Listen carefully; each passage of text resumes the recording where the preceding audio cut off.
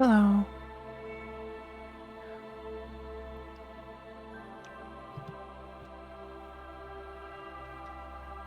Oh, there we go. It's been a while since we did a Disco Elysium stream. I think we're very close to the end. Hi, Ivy.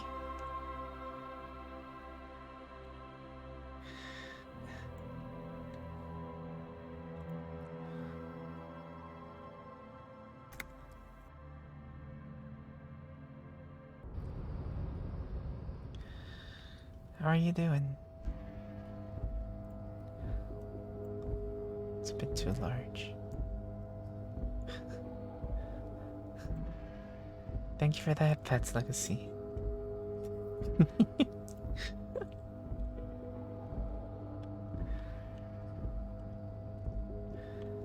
I heard sleep is good for when you're sleepy.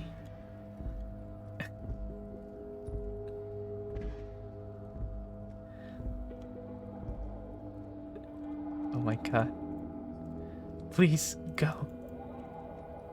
There we go. Oh, but it's not bedtime. Ah. That's fair.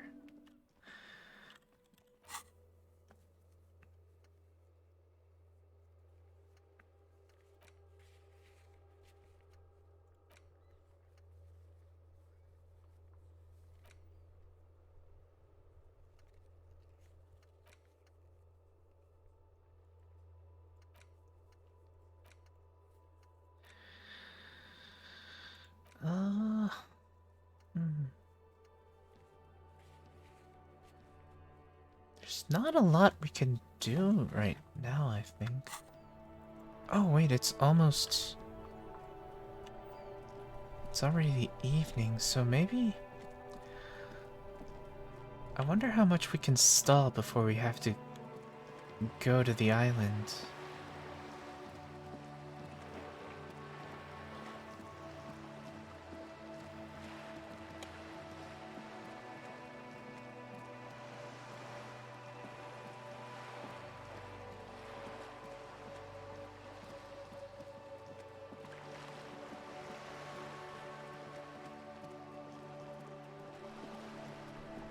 Can we... No.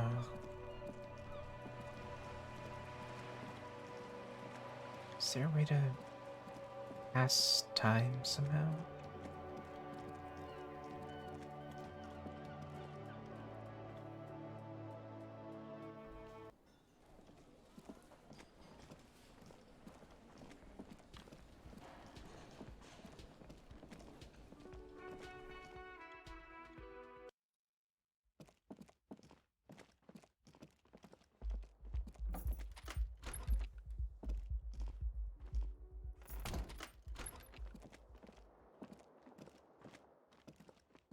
The bed's a little nicer now. You could get a good night's sleep here. Okay. Guess it's not bedtime in the game either.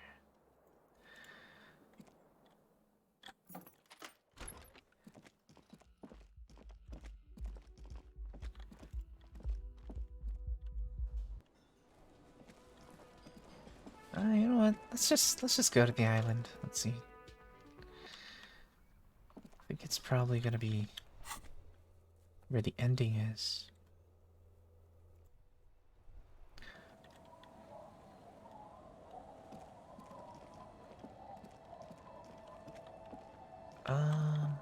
Where's the boat? Oh wait, is that the boat?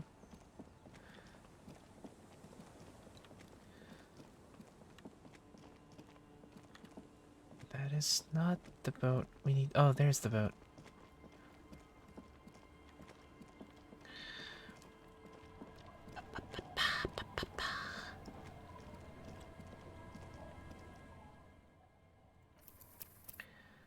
Okay. The skiff floats on the calm mirror of the sea. Don't It's forget two raids tomorrow. seats Okay. empty. Once you get in, that's it. One pull of the starter handle, and you're off into the bay. A strange trepidation comes over you. Are you sure you want to go now? Have you made all the necessary preparations? I lurk now, Closed don't all want to your spoil accounts? self. Okay. Thank you for Remember lurking. what the net picker said. It's a small tank. You won't be going back and forth on this. Let's go. What? What? How else do we blast Sad FM on our way to the island? Fine. Let's blast Sad FM then. Sad FM is a radio station specializing in sad, slow rock songs. You seem to know its frequency by heart. Thank you for the sub, Elisha. Oh, it's a 5-month streak. It's been a while, yeah. Let's go.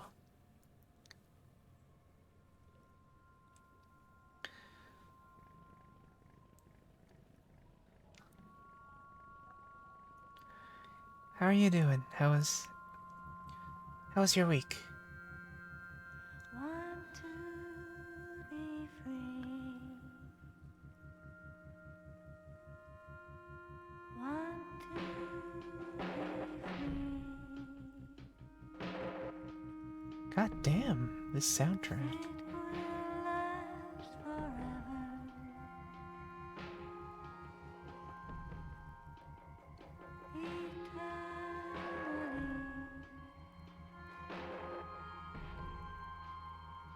Want to be free. Sorry, haven't been on here lately. Kind of busy, but otherwise fine. That's alright. Yeah. No need to be sorry. We all have our busy weeks.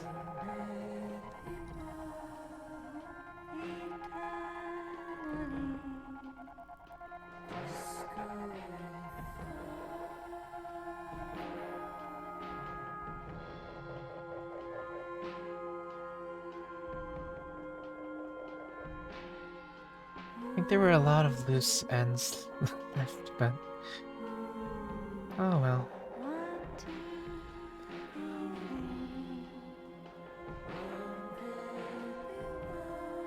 Want to be free.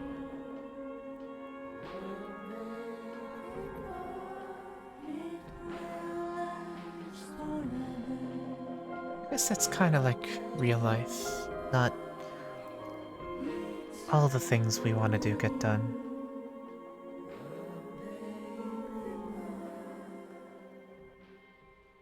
And the trees are green and overhanging, where the light free and everlasting.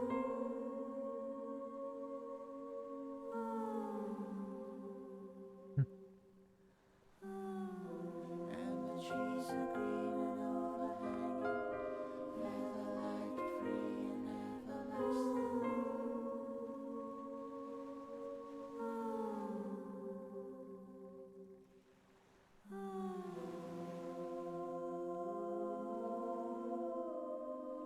Want to be free.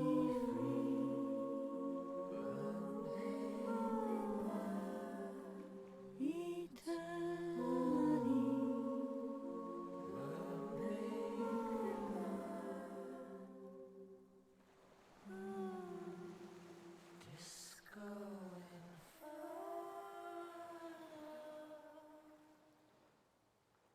Damn.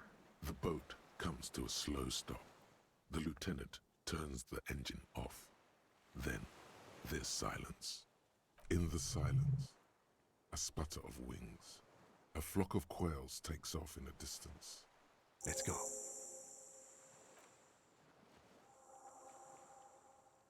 I'm nervous. What's gonna happen? Makeshift bridge. The bombs are powerful enough to break the foundation. The rusted chain trails off into the ocean. The chain trails off into the ocean, connecting the island to the supply depot on the coast. This leads to the depot in Land's End. Ah, yes, so it seems. What do you think it was used for? For bringing munitions to the island, maybe? And supplies? You could also lock the bay when you raise the chain. As a defensive measure, lock it off that side of the bay. Lock it from whom? From enemies. Enemies of the commune of Revachol. This sea fort was a revolutionary fortification, I believe. Hmm.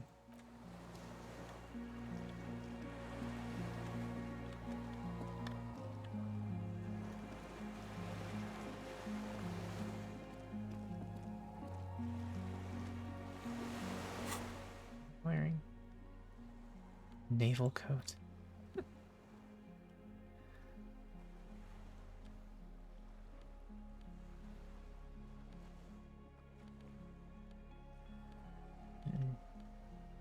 So,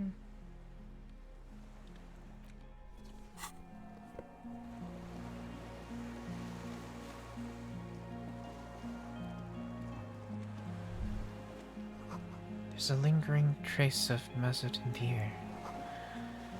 Some fuel has leaked out of the barrel. Black, viscous. Attention, inflammable.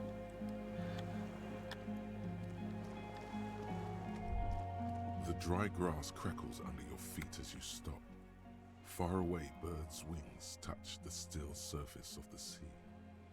What is that flutter? The flock of quail departs, now more than 100 meters away. 102, 105. Underneath the flutter? On the islet, there is almost no wind, just snow quietly falling on the reeds, bulrushes swaying on the waterline, long dried leaves chafing against each other, like a silent orchestra tuning at the beginning of some major work, of great importance to the few who attend. To the A west? silent hiss, sea air moving through the needles of a pine tree. To the east? The faraway roar of the city, distant like today's dream. Before it, the sound of sand, the low tide filtered through its grains, a bird tending to its feathers. Snow falls on the water, melting away without even a whisper. Ahead. A low hum. The air slowly moves through a concrete box, through its ancient slits and cracks, resonating, hollow. A big building. Beyond that, further north? Air flows out of a pillbox window. There is very little there. The air cossets flowers on a meadow. Absolute silence. Reeds motionless. Bulrushes motionless. A flake of snow falls on an extinguished campfire. Hiss. Below the silence. A jitter. A sound impatient to happen, but not yet in this world. Yes? Have you noticed how quiet it is? I have. Is that why we're stopping? Sorry, let's move.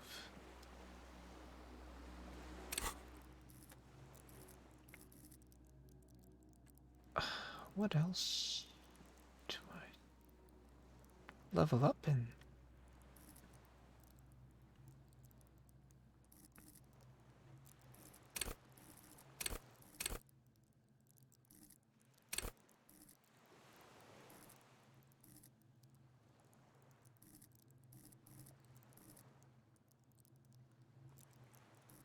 Rhetoric, I guess?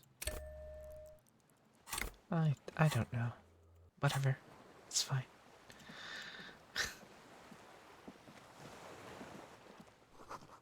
ICM. You see a star with little specks in it.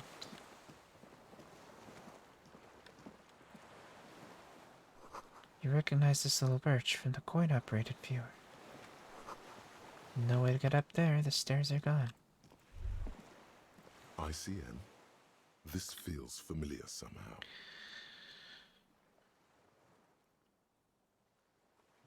What is the ICM? Insul Indian Citizens Militia. It's the official name of the Communal Army, the black and white army of the revolution. Sounds an awful lot like. RCM. It sounds like RCM. Revachol Citizens Militia. It does. The Why? RCM may descend from the ICM. May? It's impossible to say. It was chaos after the war. The name was good for getting people to join us. Revachol West was mostly workers and criminals. Nice political thoughts rush through your neocortex. It's going to be hard to say them. Carrying around all that weight on a busted crutch is making you pant.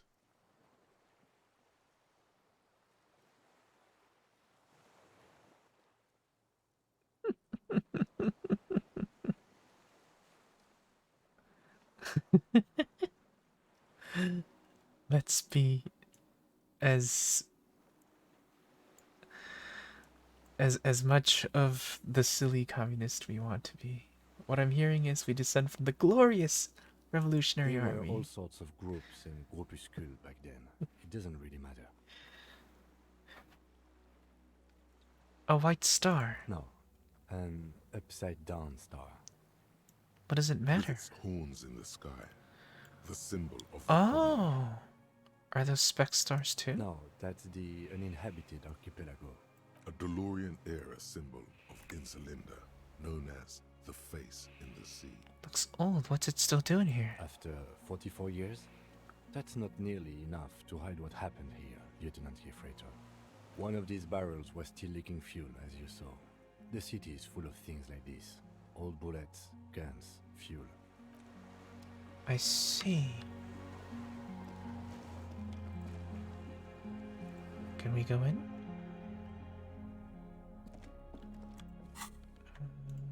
Flashlight?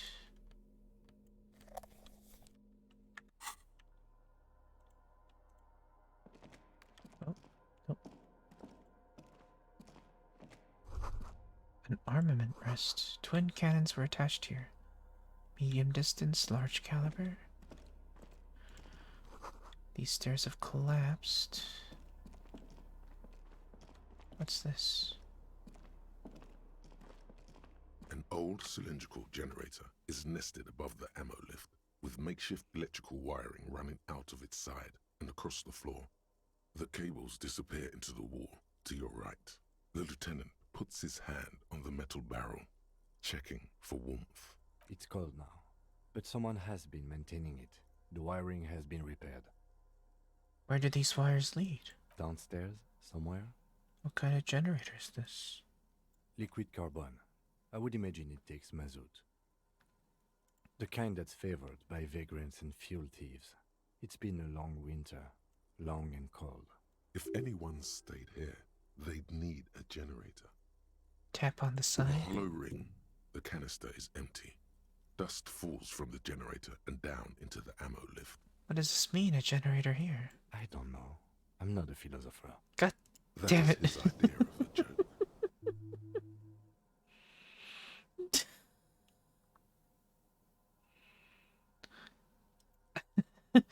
I am. This generator proves the universe is material. Oh! A small agony. Minuscule bones may have fractured, but it proves the point. Ouch. He nods approvingly. He even smiles. I mean, why is it here? Someone with basic electrical skills has restored it in order to keep the room warm. Maybe it's the fire guy. The wind outside picks up suddenly, with a faint howl. Inside, it's warm. It's poor The feelings. lieutenant assists you, holding the canister up to the fuel tank as you tilt. Dark brown, viscous fluid pours out, and the room fills with a chemical smell. There's a red starter switch on the side of the cylinder and a start rope on the other side. The lieutenant flicks the switch. Okay. The recoil start wakes the old generator up. The machine sputters like an old warhorse before settling down to a rattle. That should do it. Not sure what that was for. But okay. Books, mostly fantastique and historical fiction. Dishes stained with sauce and fire. A survivor's kitchen. There's a greasy old spring mattress in the corner, resting on piles of soft cover books. White linen and a pillow are visible under a worn-out caracal blanket. Someone has been squatting here. The linen is fresh, recently washed. How recently? You force the rest of the sentence out through pain, thick as molasses, no longer able to hear yourself What's happening? speak. You know, officer, you can rest here if you are feeling tired. I will keep watch. You could use some rest for what's ahead. Okay. You face the concrete wall. There's less light there, in the dark corner. Like a dog, you lie there. Curl up with your knees close to your The chest. blanket feels cold. The entire room does. Concrete and cold. Minutes pass. Half an hour maybe. The sounds of the sea beyond grow distant. Your eyelids close. Until Till?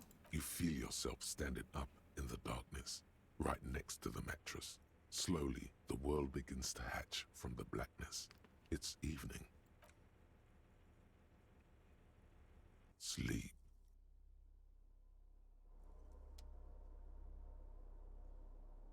What the fuck was that?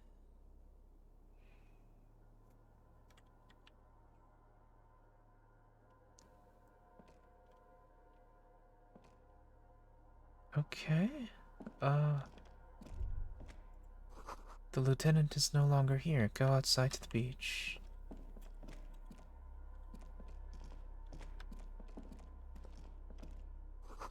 The door is still here, closed. Feels strange somehow you can't get in. Wait, what happened? What happened while we were sleeping?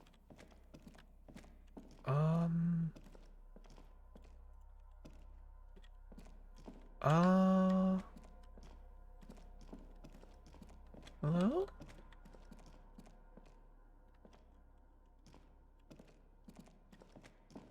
What can I do?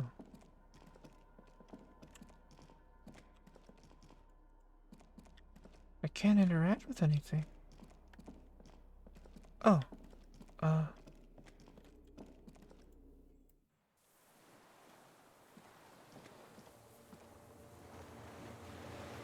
can I? No, can't open my inventory. I'm stuck with my flashlight forever. Kid?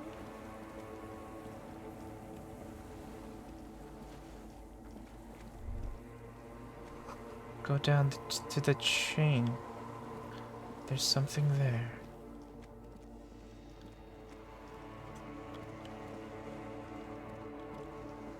The chain?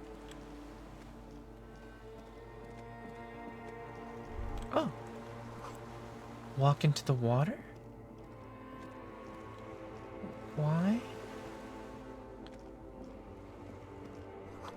You see her footprints on the water. Oh, this is a dream. Further.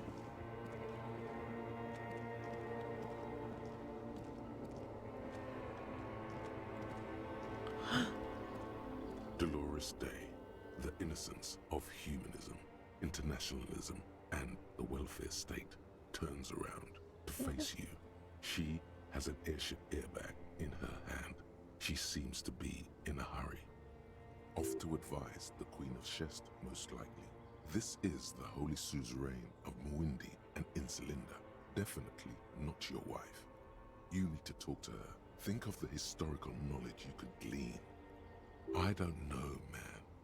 What is the Holy Suzerain doing here? Something seems off. Where are you going? I'm going to Morova, to live there in Grad. It's 1 million kilometers away, Harry. Might as well be another lifetime. Hey, Hey, how are you doing? I'm doing really good, actually.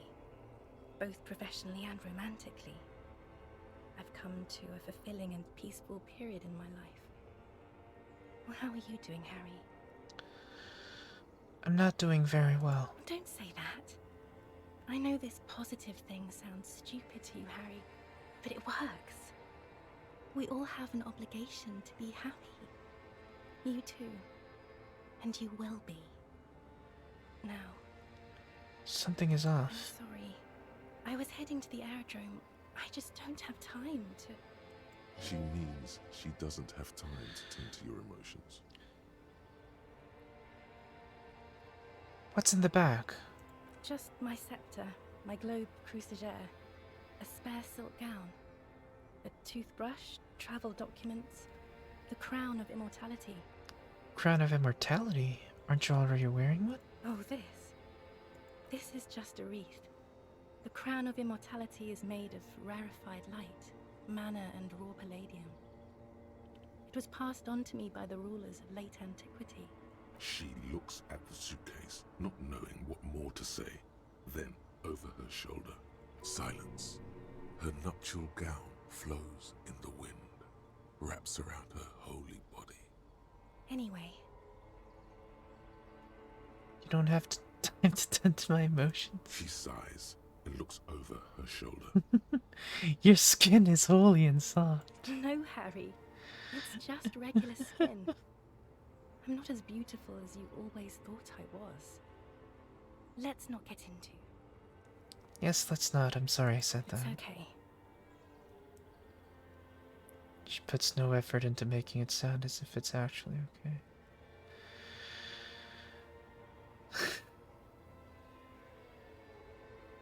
Go, goodbye. I don't want to. Is what you want to say, but What? you don't. Hammers clang in the distance. Children laugh. Everything was fine already. The light from the video rental casts shadows on the ground. She turns her face, and it's illuminated by it. Red and cyan. I can't help you. I'm totally useless. Everything I've said is lies. I want the exact same bad things you want. To stand here like a pillar of salt, saying, God damn it. Okay, fine. Can you stay for a moment? We need to talk. We need to have one more massive, epic showdown. No, Harry. No. I don't want a massive, epic showdown. I want to go to the aerodrome. I have tickets for the 10:20 flight to Morova. Really, we don't have anything to talk about anymore. Every combination of words has been played out. The atoms don't form us anymore. Us, our love, our unborn daughters, it's all gone. I have to go to the aerodrome. I have to leave Revachol and you. And you have to be alone. In hell. Forever. That's just the way it is. Jesus Christ. oh God, whatever you do, don't try to kiss her yet. Not after that. You're still reeling. You'll fall over if you try now.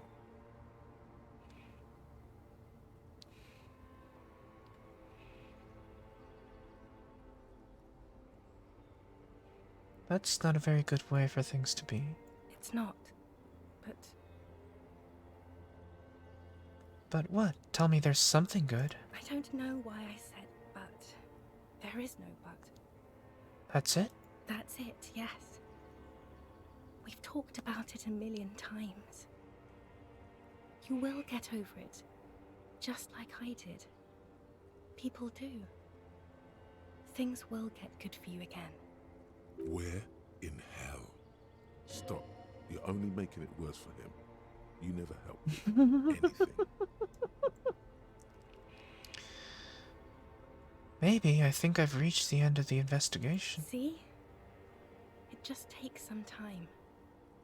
For you, I think it'll take something like 20 years, maybe. It was hard for me, too. I used to think I couldn't live without you. But I can. It's not. It's just not possible. It's like eating rocks. You just can't do it.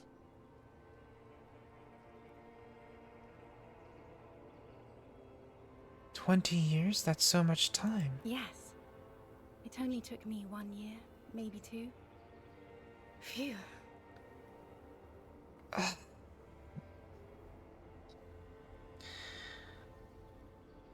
So you felt that way once, that you cannot live without me? Yes. But that time is gone now. So very gone.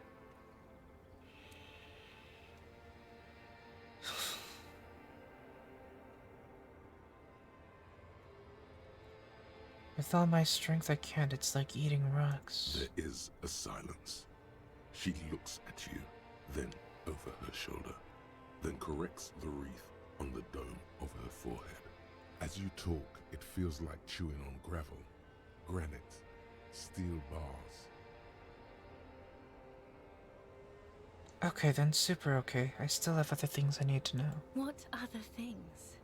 We've been through all the things, Harry. I bought you this figurine of a headless fawn rider. I don't want it. It looks expensive. I don't want it. Okay. Please don't give me any gifts.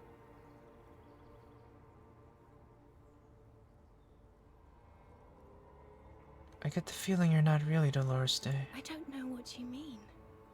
Dolores Day?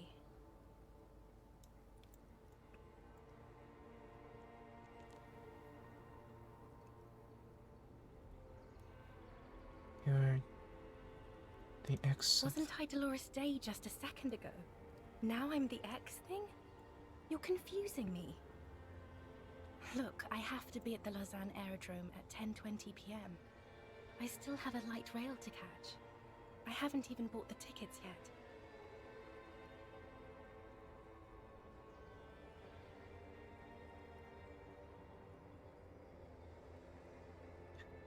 Well, fine, I'll just keep it all.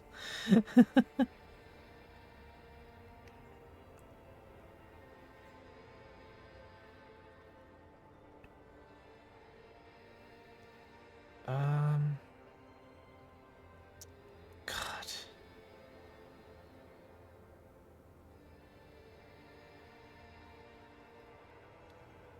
That doesn't make sense. You know, I should have stayed there. My friends are waiting for me on the platform. I can't let them wait. It's impolite. She does not look back. Instead, eyes her fingernails. They're bitten, frayed. The evening wind God. blows in. The gown wraps around her. This is so like painful. A white flag. 1,000 times. This is you've so eaten animal. painful. 1,000 times you've raised that fabric. What is underneath has always calmed you, centered you, made you sane. In your mind, you could still climb inside her bed. Still the only man. You're the morning. The morning? I don't understand. No, I meant mourning. I'm grieving. But you're not even dead. Oh my god, Harry, stop. I don't want to hear anything about the morning. Mourning someone who's still alive. Any of that. I can't do that anymore. I'm not 80 years old, I'm 32. People my age are not supposed to mourn.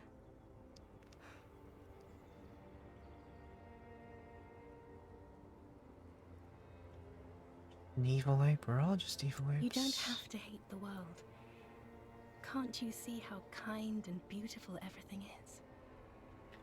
I don't have time to deal with your pessimism. There are so many people at the stop at this hour. They're all going to the aerodrome. Beautiful world, beautiful aerodrome. See? The weight is you and your hate.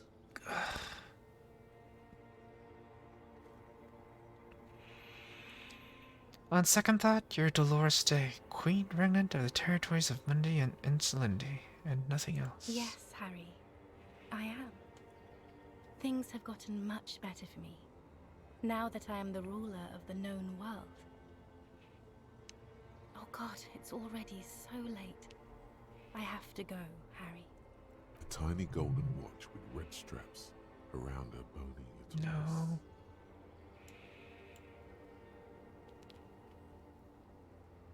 I think this will go really badly.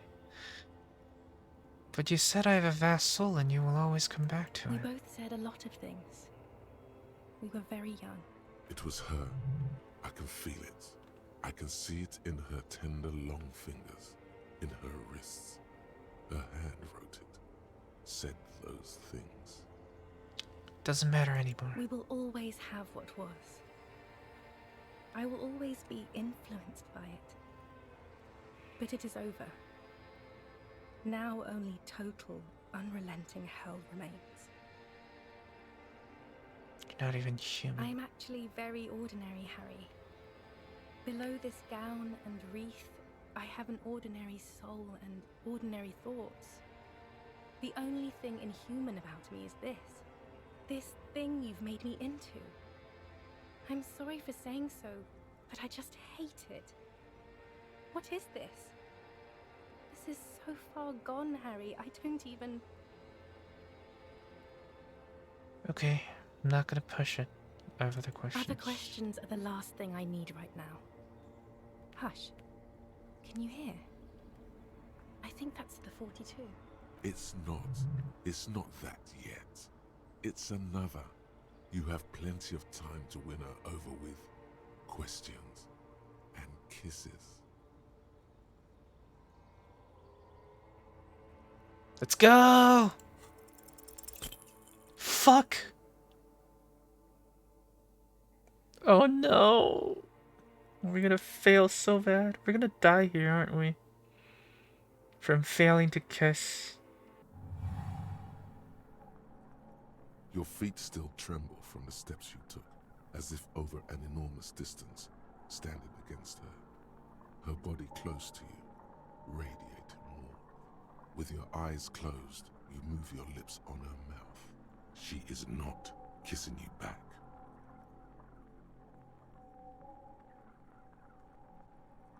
Failed. This was not about failure or success. This was always going to be horror. I should not have suggested it, and you should not have listened to me.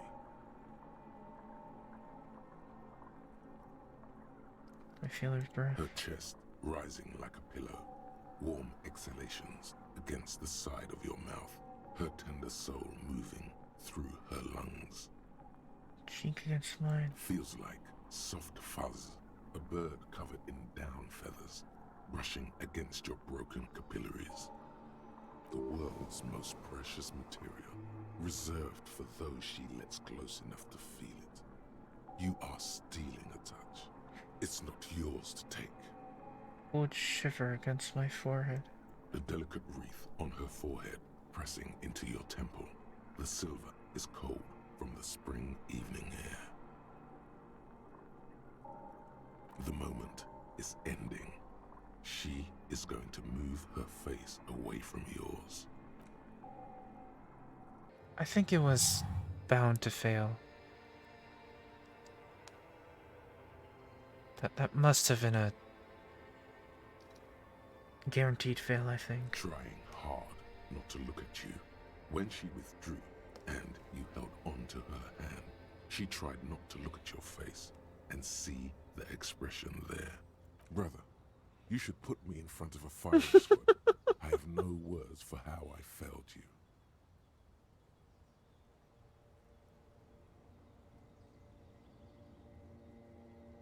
That's it then.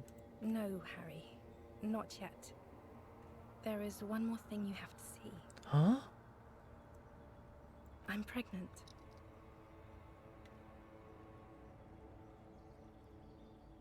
It's not mine. Of course not. I terminated yours. Don't you remember? You poor fuck. Oh my Poverty-stricken. god, what the fuck? Now, go ahead. Ask me more questions. Let's talk about something else. No, this has to end. Do the last. Jesus Christ. More questions. Ask more. Volition, what the fuck? Shut up. Don't go. I have to, Harry. Really, I've already missed the 8:30. I'm gonna go now. Lies, sire. She cannot but love you. She has said so 100 times.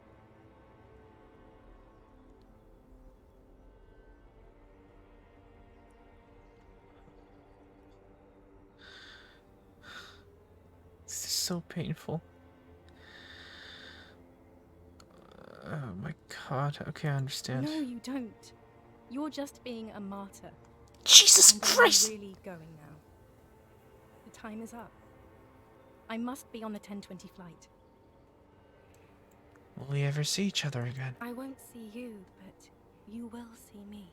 How could that be? Oh, Harry, this is a dream. Can't you see? I'm already in Morova by now. Why Who is she knows how long ago self-aware this about this? A year? 2? 5 years ago? What the fuck? How will I see you again then? Right here, tomorrow night. Oh my Once god. this dream starts happening, it keeps happening. 3 times a week, at least. And Harry, it really, really looks like it started happening again. There's the video rental. She's self-aware. I'm suffocatingly beautiful and young. And I smell of tutti frutti chewing gum, like I did that time when I asked you for forgiveness. After leaving you the first time, so long ago. But this is intolerably bad. Oh yes, this is real darkness. It's not death. Better than K-drama. Or child molestation. Real darkness has love for a face. The first death is in the heart, Harry. Jesus Christ. See you tomorrow. She knows.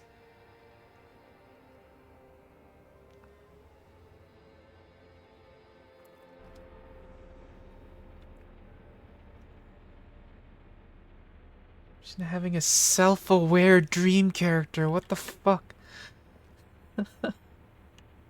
You're up quick. How was your sleep?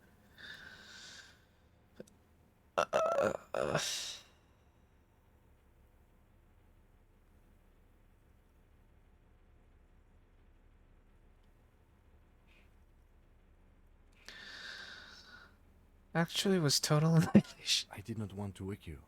Perhaps I should have? Was it a job dream?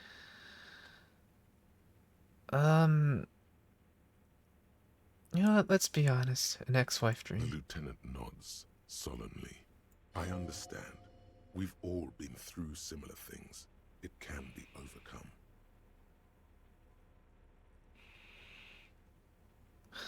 Let's solve the fucking Are you case. sure you're okay? You thrashed around and you bolted up, half covered in blood from your wound.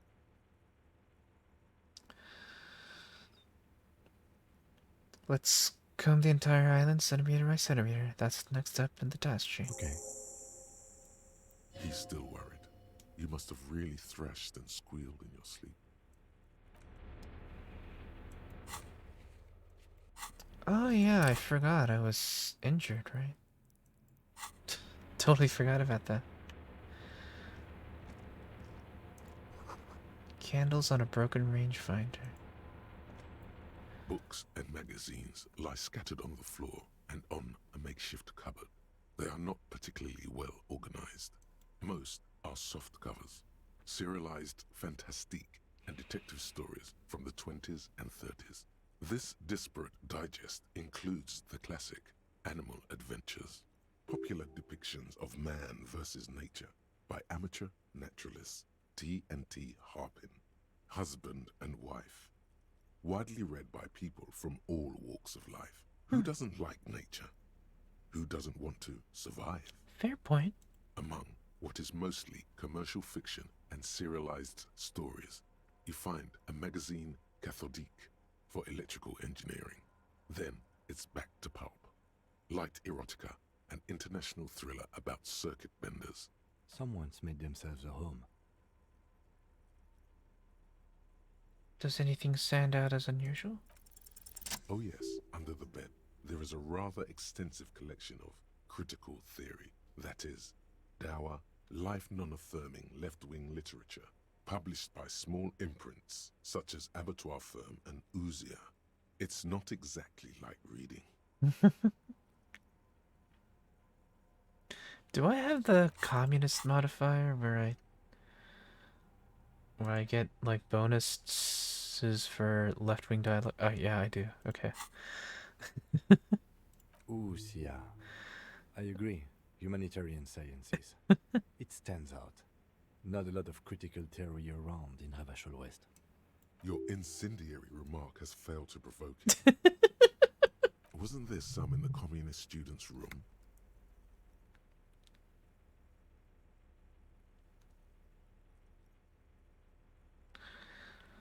A student in the apartment building seemed to have some as well. Well, yes, that one student did. The little books seem inconsequential next to the big pile of frivolous entertainment covering them. Critical theory books, what do you think this means? Again, I am not a philosopher, but whoever has lived here, they have some education and a certain set of interests. Interesting. I love how Kim is just tolerating our communism. A moth-bitten bedsheet keeps the wind out. It's like, you know what? Whatever. Empathy, composure.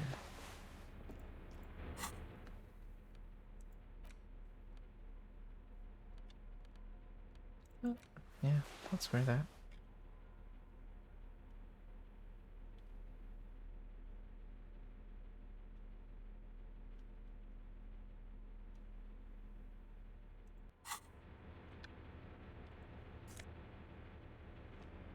Hand-eye coordination.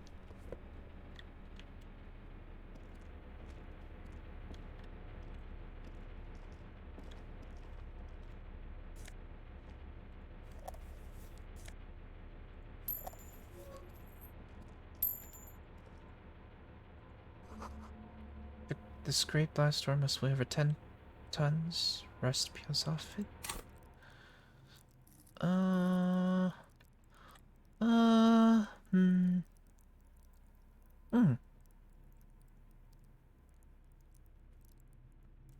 Let's raise some composure.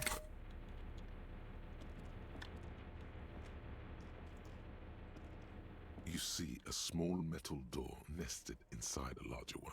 A heavy steel blast door. A There is a keyhole. conventional keyhole above the handle. It's very small. What's on the other side? Another part of the island, probably. The lock looks like it could still be usable. How do we open this? Maybe this is one of the doors we don't open? He's right. It would be better to open its big brother. A powerful engine hangs under the ceiling. It must control the blast door.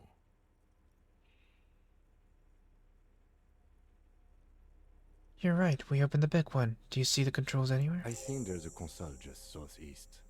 Let's look around. Getting the blast door open seems like the best plan. Okay.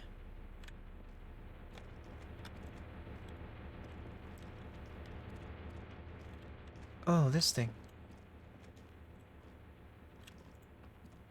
What's that? The hatch is jammed shut.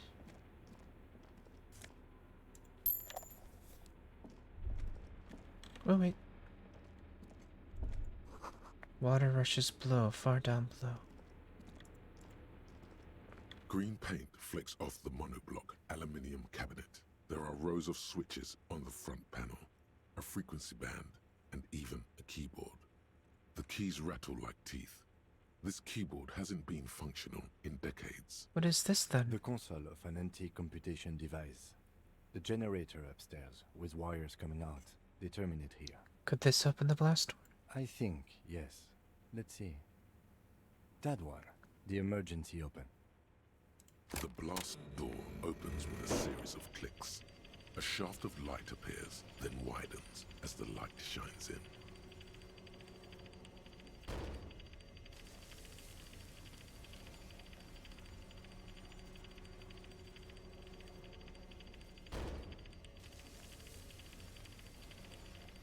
God, that is creepy. After you. What's I there? don't know. A thin wisp of smoke rises from a charred black fire pit. The wind picks up, then dies down again. What if we get into another fight? Don't worry. I have a gun. I also have a gun. I know. It was not easy to acquire. Let's go.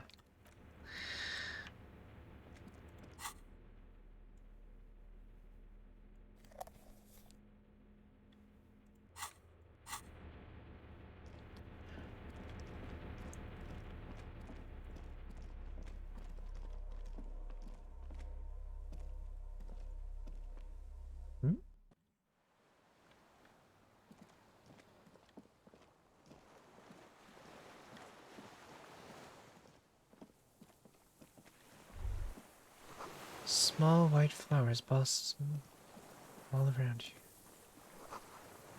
Rubber dinghy?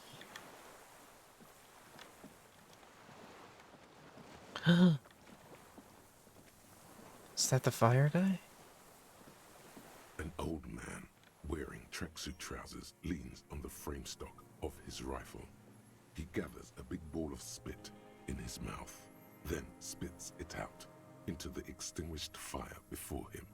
He raises his black eyes, hooded by creased eyelids, to meet yours, unclouded by cataracts. His eyesight is sharp. He's practically tearing up from spite. Hatred got the best of him a long time ago. This man hates everything.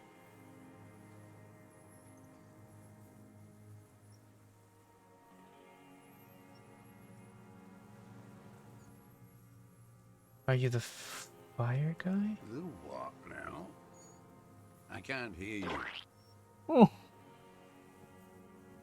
Thank you for the hydrate. Did you recently tell two kids to put out their fire? Two twins. I may have. All sorts of little rats have come sniffing around, trying to give up the position. The position sounds like a hiding place. Fire guy. Regressive bourgeoisie henchman. Can't even talk like a grown-up. You've retained your eyesight. My eyesight? Yeah. Helps me see all the shit. Did you close the blast door? I did. And you opened it. How? I fueled the generator, then used the console. I should have burned that console down. How'd you know I was coming? Reactionary rock and roll music. Rain on water. Told you we shouldn't play sad FM. It was not reactionary, it was The cool. fascists were right about rock and roll. It is degenerate, hip gyrating, mental illness music. Oh my god. Nice gun you got there. It's not nice. It's a piece of shit. But it gets the job done. So Bill McGrath? It's a 3-Angong 446. Southeast Samaran made. Exotic. Must be defunct too. No modern rifle manufacturer of that name springs to mind. A Samaran rifle. How did you get hold of one? It was sent to us by our brothers in the Sinyao commune. Military aid. It has stayed true to him. He can still make it sing.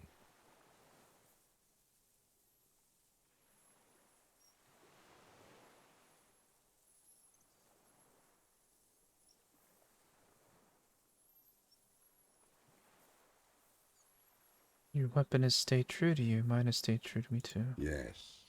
I bet you've killed a lot of people with it. Wait, You fascist fuck. why are you... Have you come to make me one of No, no, no, no, no, no, no, no, no, His no. right eye twitches. No, no, no, With no, what? no, no, no. I don't Fear. want to... No, no, We no. have come to ask you questions. Nothing more. If you do not comply, we will take you in. Do you understand? The Sinya Commune? You heard me. It's good now. Like chalk wiped from the board. He's right. Almost no one remembers there was a third metastasis of the world revolution in the Safre Empire, extinguished in '06. It's not wiped from the board, I remember. They wouldn't like hearing their name in your mouth. Damn dog. The time will come to win his trust, comrade. It is not now. You need to take care of the gun first.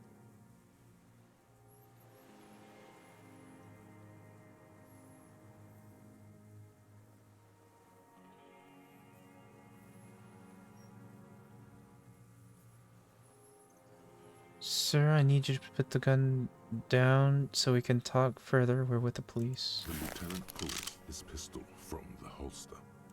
You are a glorified night watchman. This is a service rifle. I can only lay it down before an enemy commander of corresponding rank. God damn it.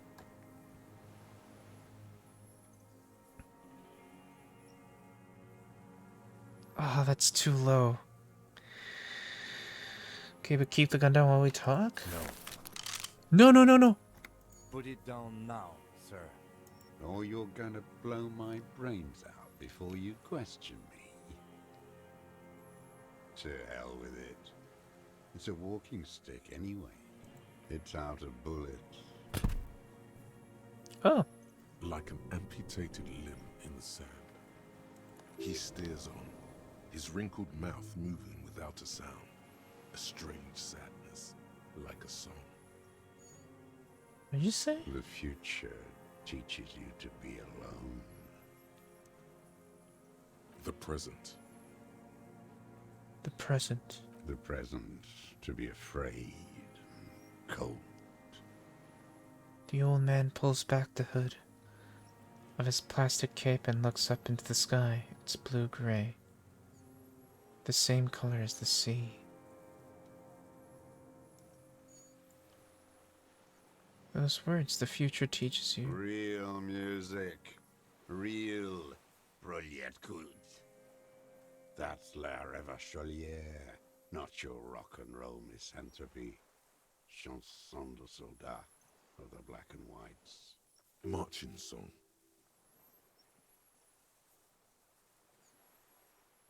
It's the marching song of the World Revolution. There you go. One of three. In Grad, they sang Brave Children, favorites of history. And in Sinyao, it was some Samaran shit, I guess. How does it go, the song? How did it go? Something about shooting rabbits. I don't know. I can't remember. It doesn't matter. It's gone now. He waves erratically with his hand, annoyed that he can't remember. A little tremor passes through him. It was dear to him. He resents forgetting it. Who are you? My name is Josef Lilianovich Dross, Political Commissar of the 114th Anti-Aircraft Division of the 4th Army of the Commune of Holy Revachol. shit. I am a deserter, a partisan, and a prisoner of war. This is my termless surrender. Holy shit. The commune of Revachol? Do you mean the ICM? Your holdover from the... From the Insular Indian Citizens Militia, the army of the revolution. I was recruited in Jamrock in 07, trained in the École de Contrôle Orient, and consigned to emergency defense duties in 08. I left my unit on the eve of the landing. When I returned here on May 14th, the commune had fallen. Still armed and ideologically trained, I wrote a criticism of myself and resumed partisan duties. 51 minus 8 equals 43. You've been on this island for 43 years? I've been on other islands too. I was in Resurrection. Holy shit. Into a spa in 18. Then I was on E48. Holy Made fuck. the sound until the sea washed over it. Then I came back here.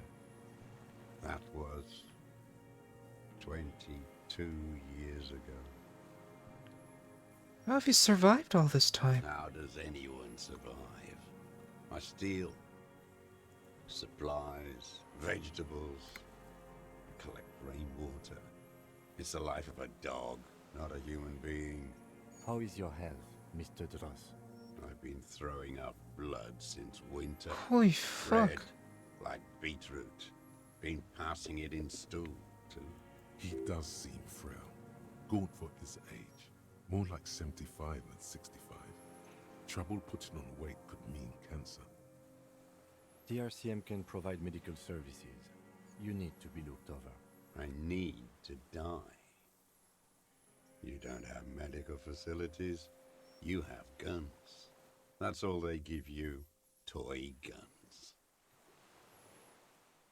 It's a serious situation. You need to be looked over, and we can do it. There's nothing to look over. The triage is in, and it's black. Administer morphine. Moribund. How have you coped mentally? I haven't. I have holes in my brain. Years missing. Others filled with pain only. A decade of... I don't even know what. Inferno? I would imagine it gets tremendously difficult, mentally, to live in isolation. Traitors. It's better alone. I watch the people of this city turn the lights back on more and more each year. Ruins, glimmering in the dark, like a fucking merry-go-round. It's disgusting. I mean, people need to live. Are they not heartbroken? How could they have moved on?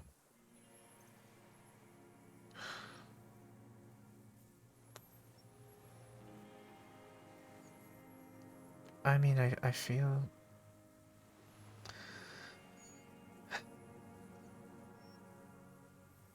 I mean, I feel for him. You said you deserted your unit? I was just 16 years old. 15 when I volunteered. I had a lapse of faith. And of courage, too. Lapse of faith. You could say I misunderstood the historic role of the proletariat and thought Mazovian socioeconomics were fallible. For a second, I doubted the irreducible laws of historic materialism. You were 16. You were scared. What the...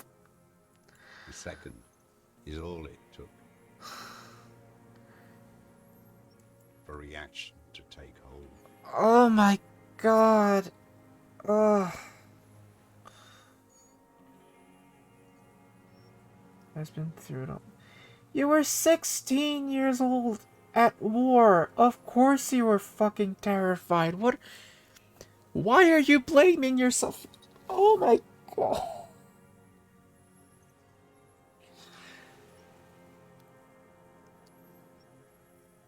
So he was struggling through guilt,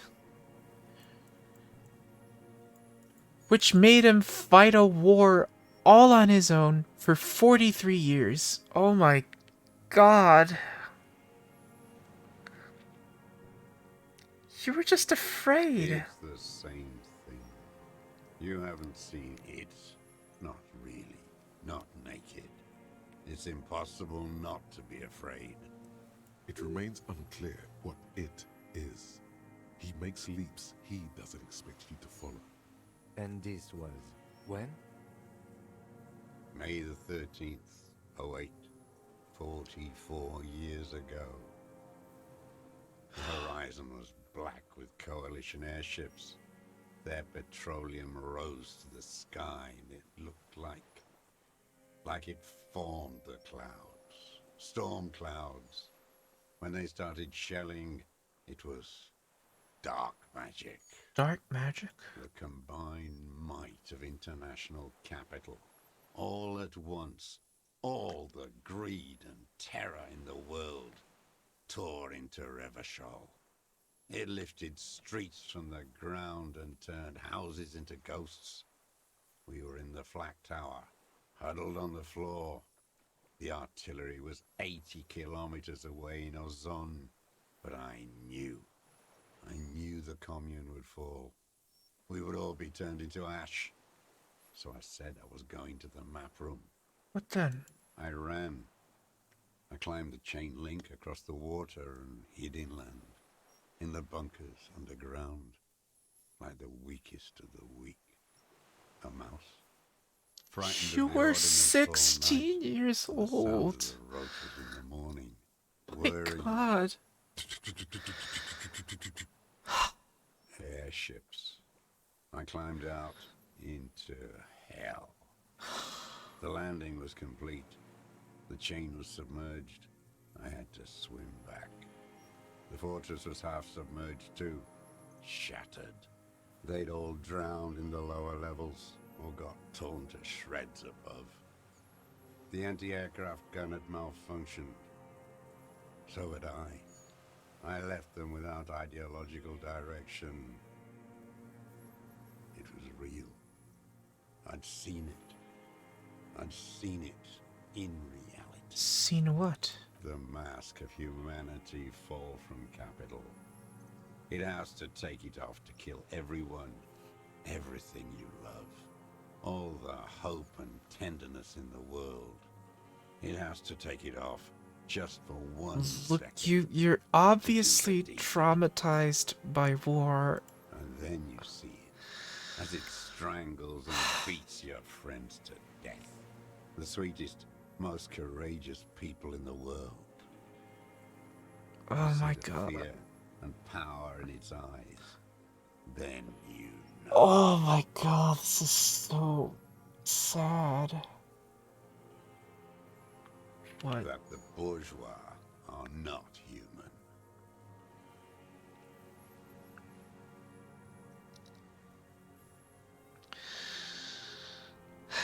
Let's let him finish. I had to fight it. I had to never stop.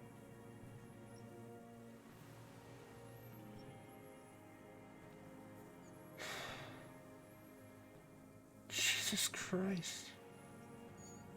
Jesus Christ. What is this place? It's not an island, what? It's a defensive fortification of the commune of Revachol. And I am its last surviving defender. What was it used The for? congenitally deformed King Philip II built it to restrict access to the Bay of Revachol. We captured it in '02, retrofitted the fort with an AA gun to defend against an airborne landing. Against the whole world. You mean the landing retaking of Revachol? Coalition military called it Operation Deathblow.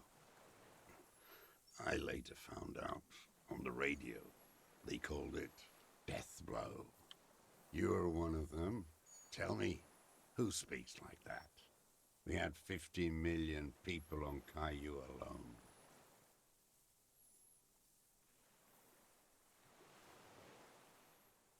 Murders, I know what you mean. You don't know. You haven't seen it. Iblis, Iblis. the black-eyed angel. How have you concealed yourself all these years? It was hard in the Thames. I didn't have partisan training. They were searching for stragglers, those bloodhounds. Floodlights on the water at night. There were posters, campaigns. We communards still hoped, and they needed to snuff that hope out. The East capitulated. Martinez and Cold City were turned to dust. But Jamrock, Forburg, even Coron, and Boogie Street, of course. Those fucking kips had Marsov coursing through their veins. And others too. Some cordons of Revachol was still fighting. There were cells. I tried to contact them. Soon they all went silent. The frequency's dead. How did you get between here and the mainland? At night, I used a dinghy. Oh, that I only thing. went after dark then. When I got to the city, I stayed underground. Patrols, you lot, the commons too. They'd started snitching. In the city, you move underground? From bunker to bunker. Not anymore. No one cares now. I don't even have to hide. They think I'm another antisocial vagrant. I could walk straight into that town if I wanted. I just...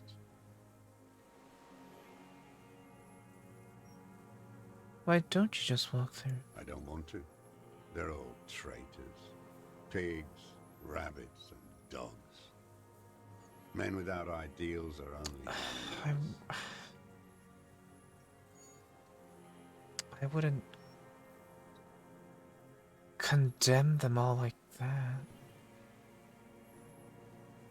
He does not want to see life moving on. People forgetting, drinking, laughing. I mean, I guess if your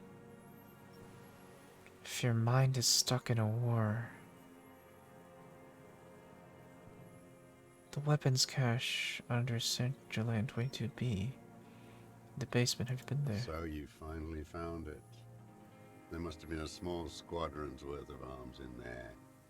Elmer Graves, right? They were damaged beyond use. I know. So you've been there. Sleeping. Some nights, ammo scrounging on others. Those McGraves were shit, even before they corroded. Some had bullets in the chamber, however. You feel the dots connecting. Little dots on the map he's walked across. Wait, how did he get down there? How did you access the building? It's locked, at least I notice. didn't have to. Came in through the storm drains. Storm drains?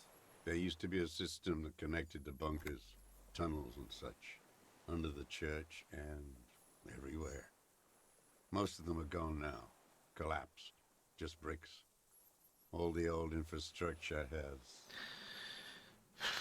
There's a small bunker under the Feld building. Have you stayed there? The propaganda bunker. I used to, but not anymore. Propaganda bunker? They stored leaflets there. Broadcasting equipment, too. Made broadcasts, I think. Propaganda officers. I buried them with their leaflets. They killed themselves. Jesus boys. Christ. A lot of our boys did.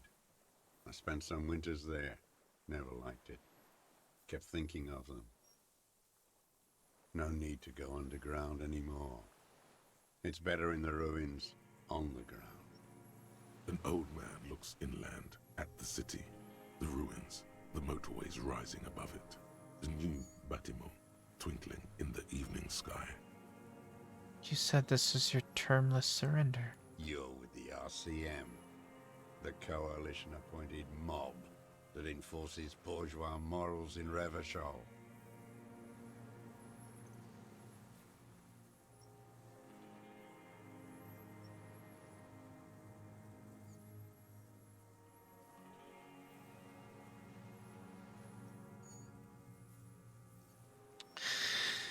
I don't know how if this is gonna be convincing.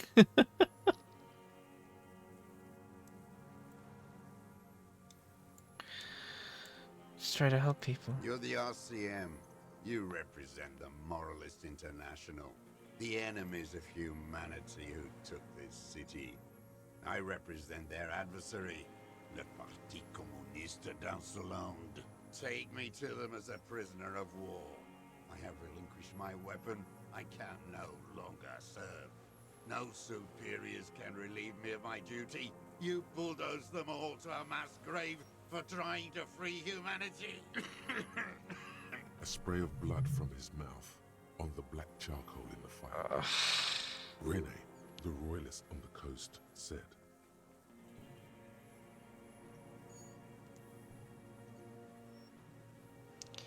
You never signed the Revacholian Instrument of Surrender. Liberal reactionaries signed that instrument. Traitors who should have been burned alive.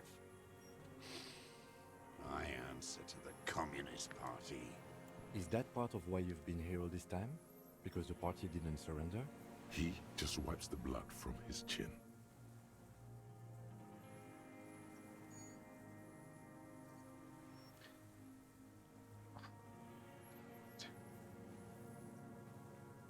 The party doesn't exist.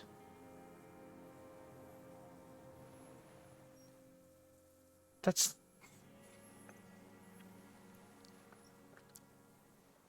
I mean, I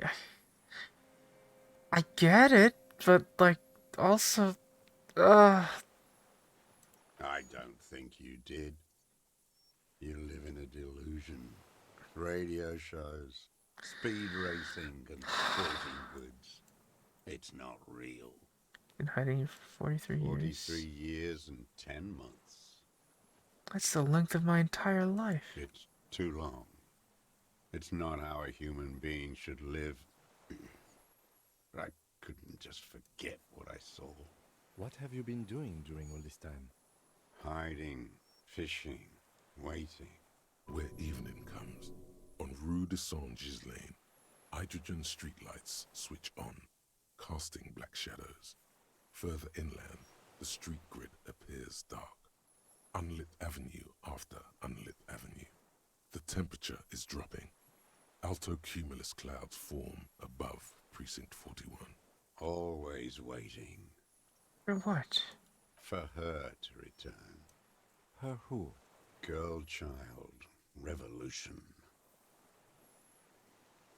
Girl child revolution? Always.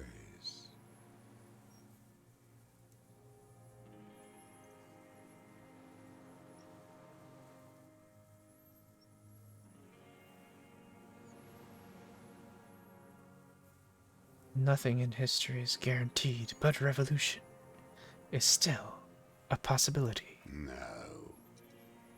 The material base for an uprising has eroded. The working class Oh, has betrayed God. mankind and themselves. The historic opportunity for a revolution has passed. It will not come back anymore, Oh, however hard I try, holy shit. whatever I do. So that's why he's the deserter. I don't want to insult him at this point. What can I do?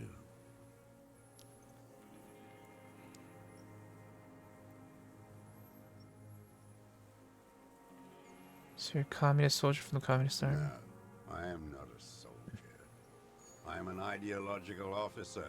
I belong to the party, not the army. But you said you were trained and assigned to the Defense Corps. Trained in historical materialism, then assigned as a political commissar by the party. These things used to mean something. What does a political commissar do? The old man does not answer. He tilts his silver head and looks at the reeds. You see a small tremor pass through his legs. His job was to assure the army answers to civilian control and follows the ideology of the Commune. Scientific communism. A commissaire politique is a night philosopher of the revolution, a future human. Awakened from shutdown by the promise of ideology.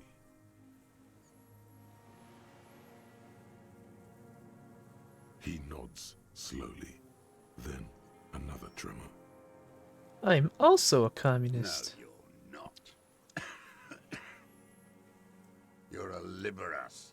Liberast? A liberal and a pederast. It's what most liberals are.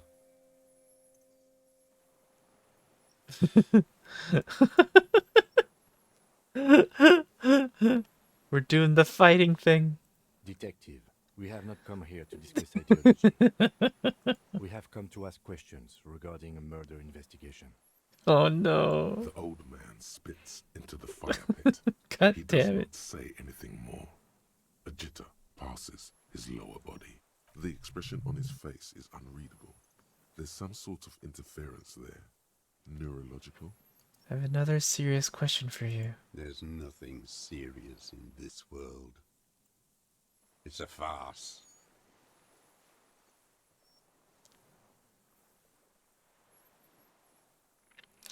Can we do it? What strikes you about this gaunt man is not the stomach pain, or the cough, or the malnutrition.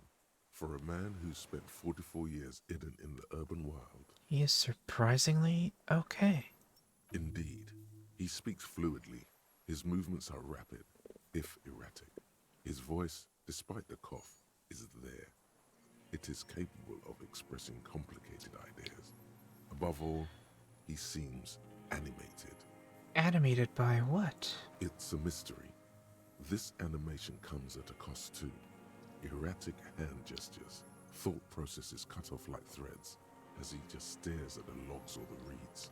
He also suffers mood swings, bubbling to the surface, unconstrained by his nervous system.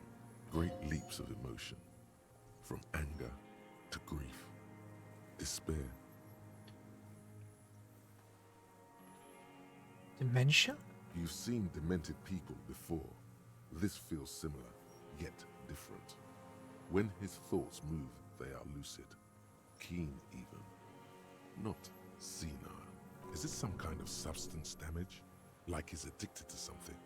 Not only the painkillers he's clearly on. Wouldn't a foul temper be a byproduct of his life? Perhaps, but his seems more than that.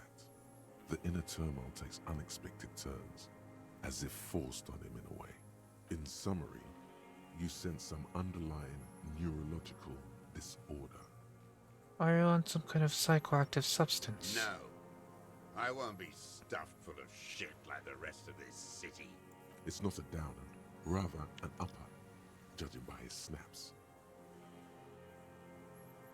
What about I don't know what that is. amphetamines? Like some kind of decadent rock star.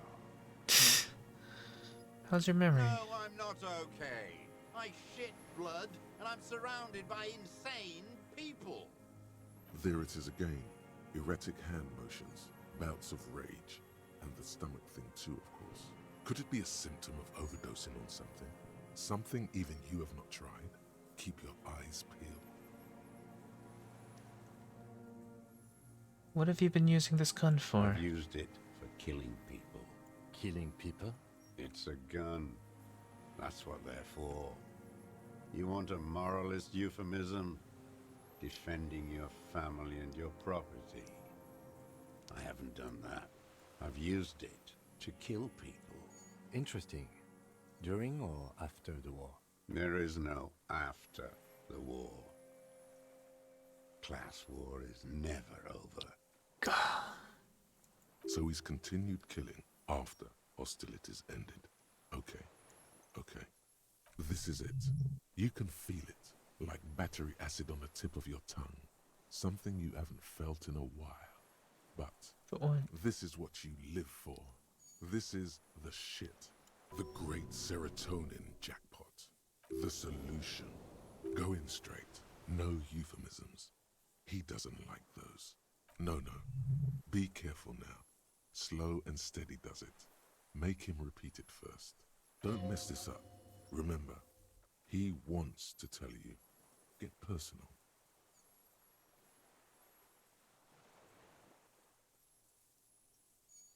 Which one do I say? Nothing comes, and in them, a chill, like electricity running up your spine, crawling into your skull. What? All is not as it seems. Detective. All is not as it seems?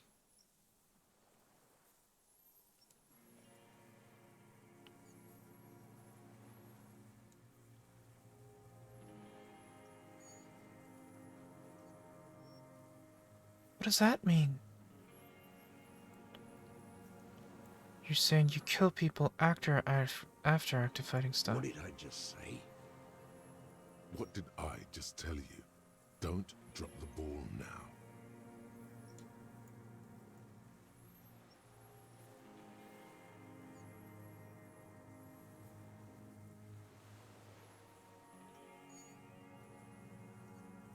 No, you want to tell me. Have you killed anyone with that gun in the last week or two? I don't want to tell you anything, you grotesque murderer.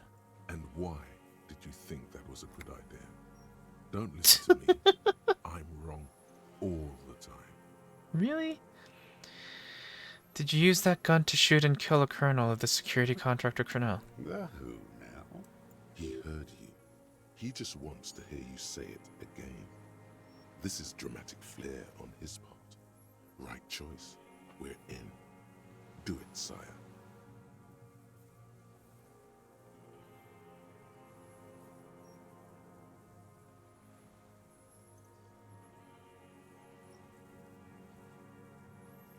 The fascist death squad who took a bullet in the mouth on the night of March 4th. Oh, yes. That one. Ugly piece of work, that boy. Did you kill him? I am a son of a welder and an officer of the commune of Revachol. I do not collaborate with murderers and pederasts of the liberal regime. A drop of blood in the saliva. Exhaust him with proof. Pile it all on him. Get a confession. The scent of blood in the air. But what else? There was something you can't remember. Something about the tracks. Suddenly, all those tracks are so confusing. Go with something else first.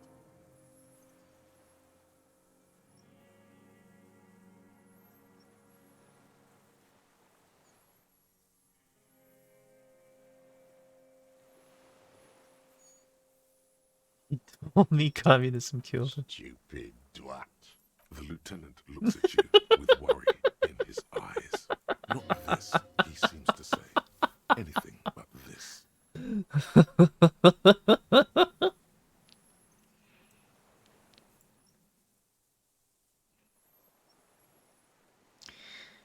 His intuition, had he spoken, he would have said communism killed him. Intuition is an aberrant psychologism.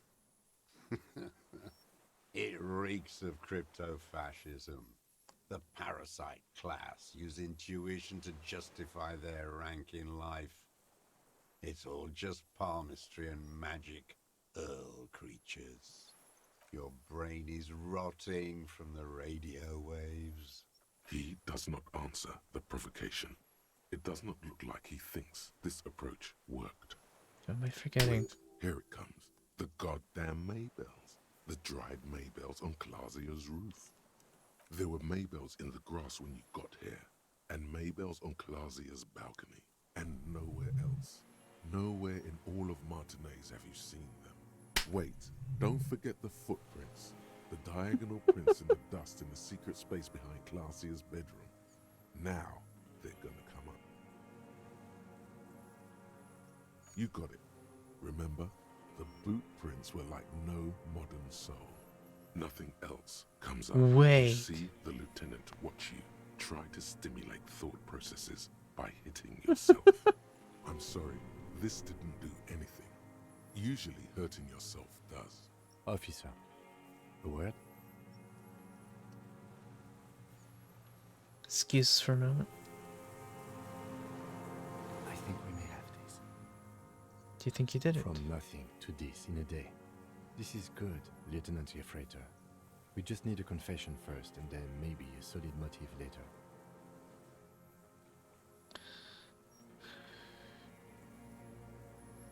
How do you think the questioning is going? We are doing very good. He wants to confess, I can see that. We just need to pile it on a little more. The more we have on him, the closer he is. You hear that? He thinks you're this close. What am I missing? What haven't I done? Ballistics. Let him cook here for a minute or two. We can have another look around the island for a sniper's nest. I think we should check out the post. Also, the gun. We should pick it up and discuss it in front of him. Make a show of it. Yes, sire. Make a production of this examination. Yes, good going. That should be our first priority. I'm slapping. I can see that, yes. I'm not judging. Okay, let's do Remember, this. he wants to tell us, but he doesn't want to help us. It needs to look like we already have everything. There is palpable excitement in his tone. He likes him for this. A lot. But there's something more, too.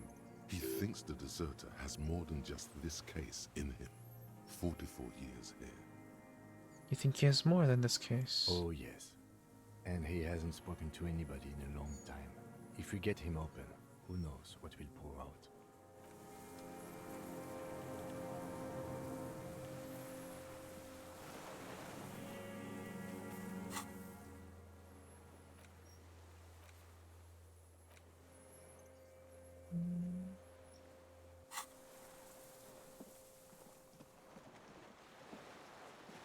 Okay.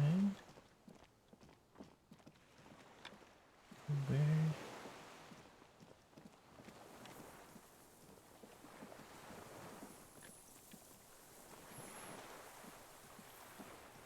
Ballistics.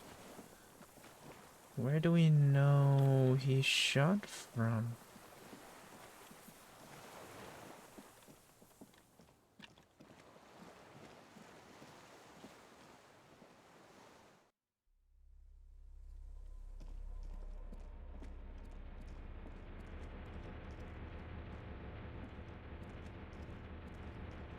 Where's the post? Maybe out here?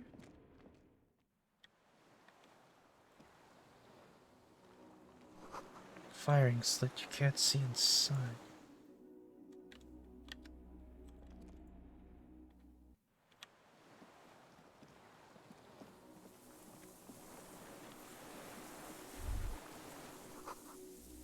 Reeds sway strangely. No, it's nothing.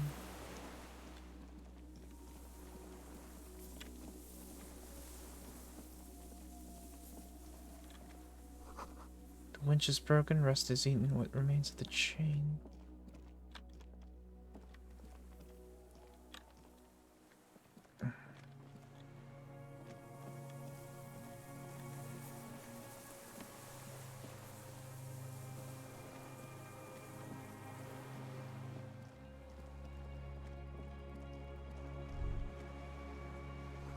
The ice cracks under your feet. Be careful not to fall through.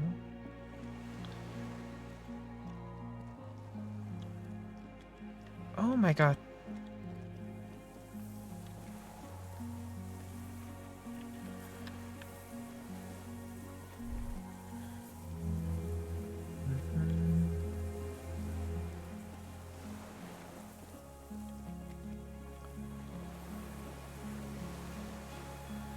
What am I looking for?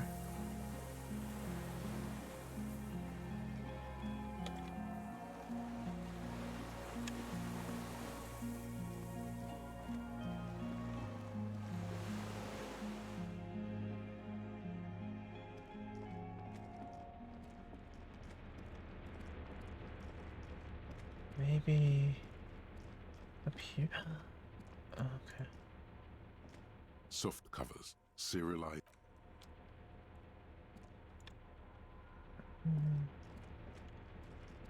Never mind.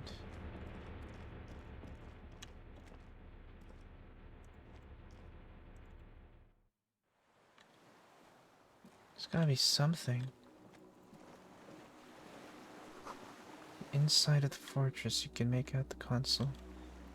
The blast door. Cliff face looks steep. What could we be missing?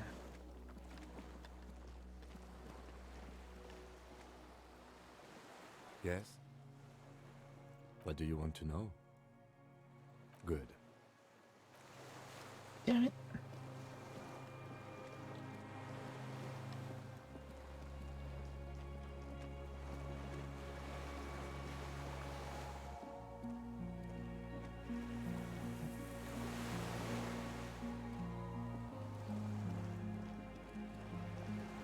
We must be missing something.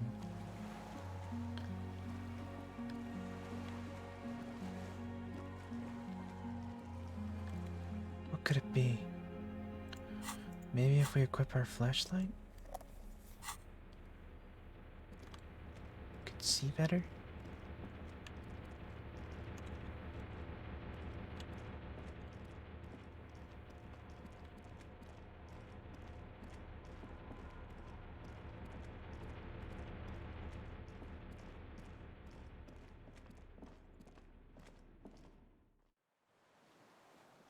Um...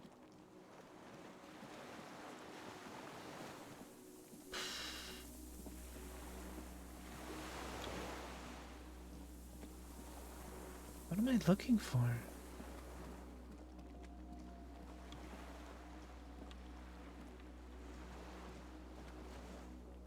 I'm so lost.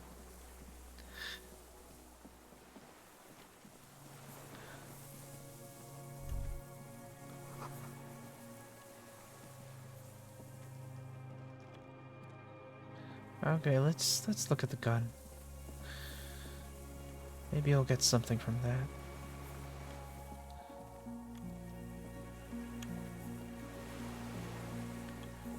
thing at a time.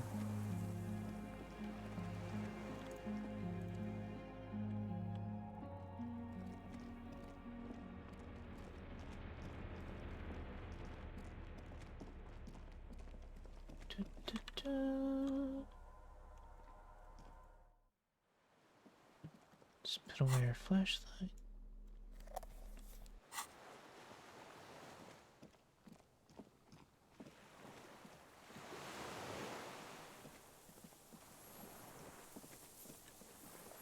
Like, where did he shoot from?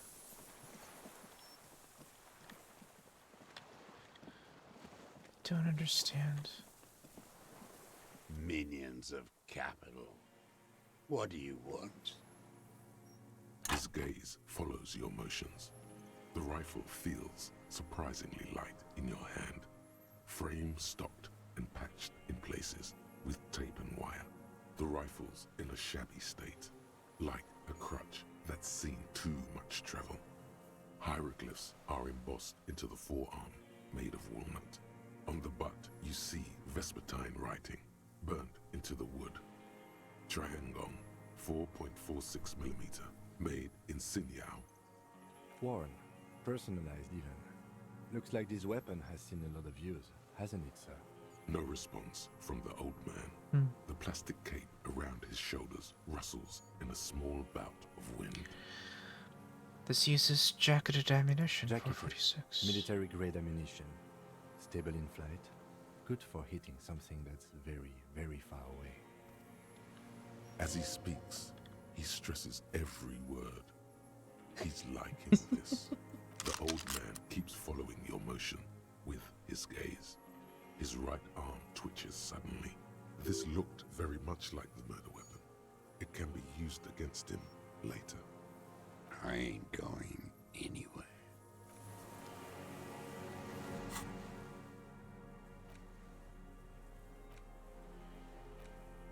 Triangle.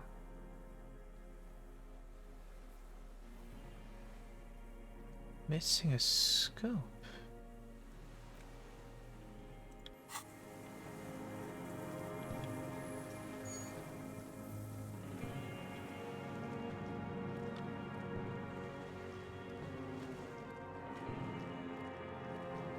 Oh! Here we are. How do we get there?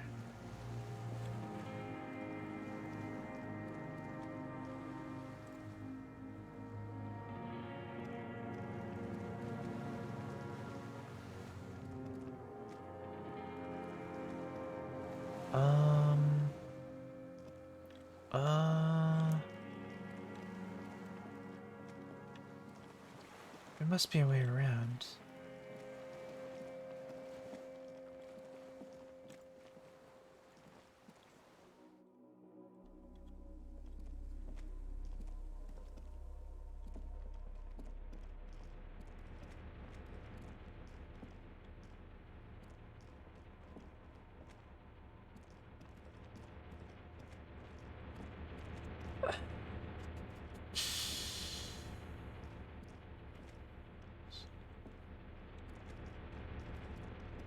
This way? No.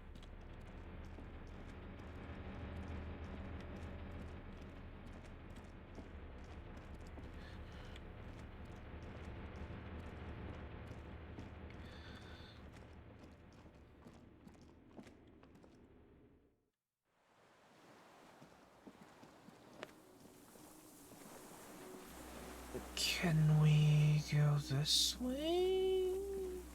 Question mark? Oh. The pain in your pelvis makes you wince, then you continue.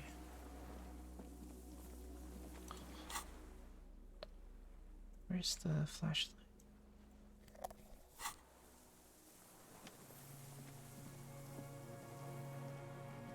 Whoa.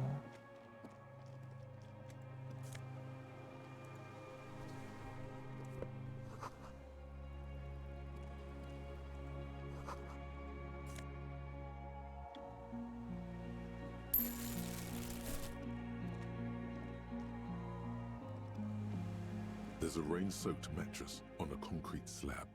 only half covered by the crumbling roof.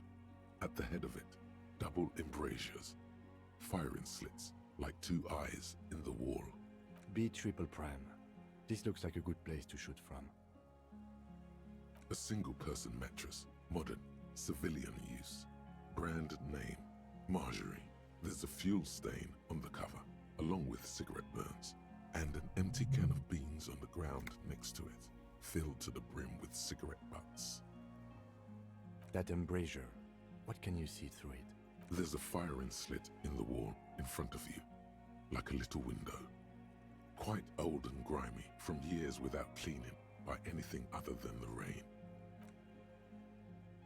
The springs screech as you lean on the mattress and crane your neck to look out. A small piece of Martinez coastline opens up in the square in front of you, like a tiny landscape painting. 1 kilometer across the water, the ruins look familiar. A towering skyscraper, its top floors shaved off by artillery fire. Capeside apartments. Rue de Saint-Ghislain, 33A and 33B. On the right? The red chimney and collapsed back of the 4-story tenement in front of the Whirling in Rags. Rue de Saint-Ghislain, 10. The doomed commercial area. In between the two. The box-shaped silhouette of the Whirling in Rags. Its sloped roof, a tiny fleck of light catches your eye on the rooftop. Sunlight reflecting off the upstairs window of Clausia's room. There it is.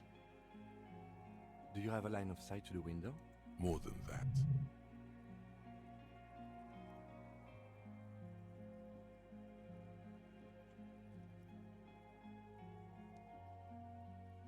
A pair of binoculars I would be able to see inside the room. A pair of binoculars?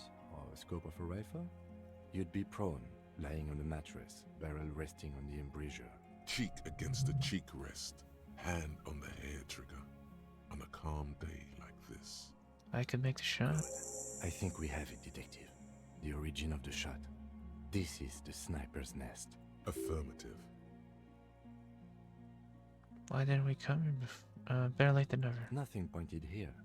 Many leads pointed elsewhere. You're right. He looks north, over the fortification, then at the mattress. Then again, his face twitches. He's conflicted for a second. There's guilt there. It takes him a moment to rationalize it away.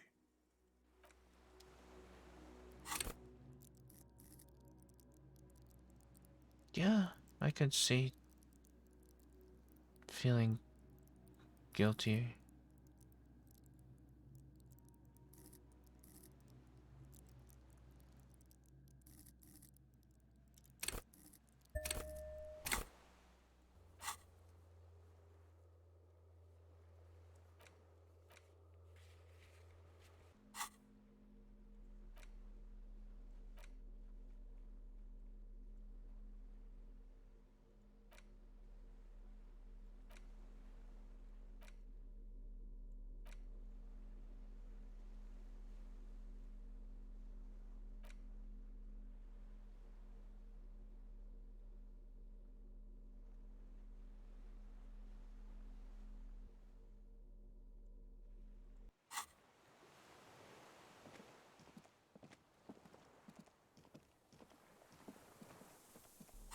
The question remains that this rifle doesn't have a scope. Something seems off.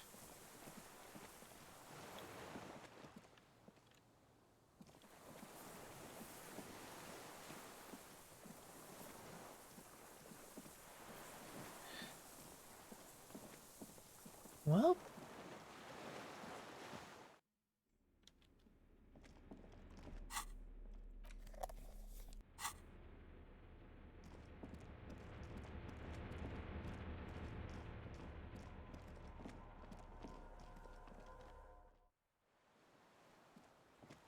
I mean, if he's gonna confess, is he gonna confess? Minions of capital. What do you want? Petty bourgeois law. This is all you care about, right? The only thing in the world for you types. A drop of blood in the saliva. That's right. Pile it all on him now. 3 should do it. Maybe 4. Maybelle's behind the victim's window. I saw them growing hair. Damn Maybells. The whole island is turning white with them. He seems tender suddenly. Nostalgic even. A strange mood swing. So many this year too. The spring is coming. No, it's already here. Wash the filth away. I haven't seen these flowers anywhere else in Martinaise, only here. They blossom on the islets before we fertilize them with our blood. Resurrection was snow white in May before they ruined it. South, the Bay of Martinaise is dotted with little freckles of islets, turning green, with white flowers in white snow. The coast, too, before they piled their containers on top of it, filled with broken, useless trash for fat-fingered bourgeois children to play with. You must get around a lot to stay undetected all these years. Do you know any secret paths? Pinball workshops? I may. Huh. A young woman called Claudia. Ring any bells? Flowers like these were behind her window. Classier. He knows her, but hadn't heard the name. You know her, right? She had intimate relations with the victim, the mercenary. With the victim. There is a small tremble. Looks like a smile. A crooked smile. Yet isn't quite voluntary. He's about to burst. I wonder what brand of boots you're wearing. Everything is brands with you individualists. Who cares what brand my shoes are? Sansa? Some shit. Show me the souls, please, Mr. Dras. Fucking imbecile. The maker is Sensorique. The model is Corbeil, and the size is 43. These are not the unusual horizontal pattern soles you saw in the dust on the floor of the hidden room. They do, however, seem to be about the same size. The size fits, but not the sole. Maybe it's simpler than that.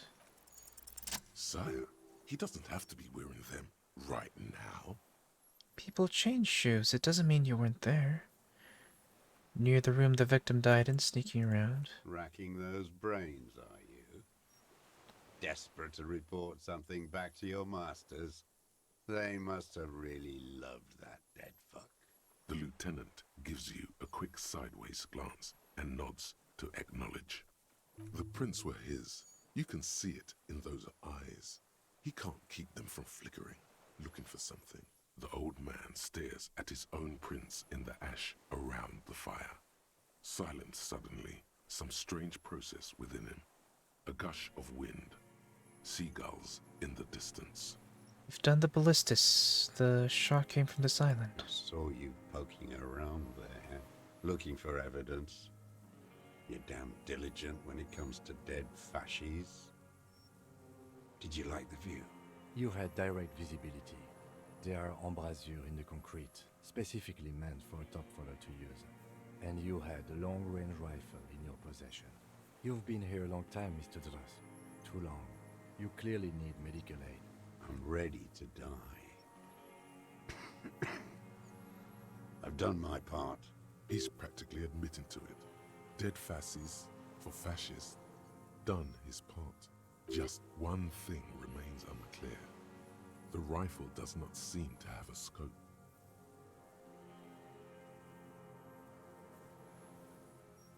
One thing, where's the scope? How did you make the shot without a scope? We have everything else. Forget about your stupid fucking scope. I don't know where it is. Find it yourself. It's your problem now. He lost it. He just doesn't know where it is. Forget it. Push on. You said fascies. You're admitting you killed him? You're sad for your fascia brother, aren't you? One twig got broken. Now the others are sad. Leave no stone unturned. Get him on what matters most. I don't need your cooperation, I've got this. Not a lot of guns around that use military-grade ammunition, are there? It's a real gun. Not like your little musketeer pistol. Oh, thank you for the Lark Legacy. I've seen you prance around with those. Jumping hoops for the Liberals. You look like imbeciles. Why don't you ask them to give you real weapons? Going against automatic rifles with these toy guns. Of course you got those boys killed.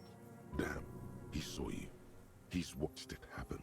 He would have a good view of the tribunal from here. It's not just empty boasting. So he saw you. Okay. So what? Don't let it divert you.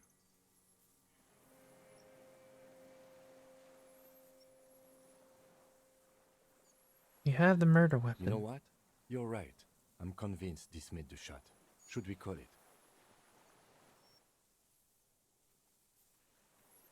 I'm calling it, we have the murder weapon. Good. This feels good, doesn't it? Tearing things up like this. When you have the murder weapon, you have the killer. Murder. You know who he was. A coalition-trained murderer. Armored and armed. He wasn't human. The blunt end of a hammer. Dripping with blood.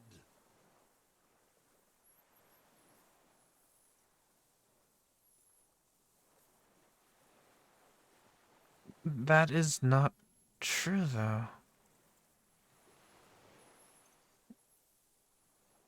Still under the pressure of the law. Beating us to the ground.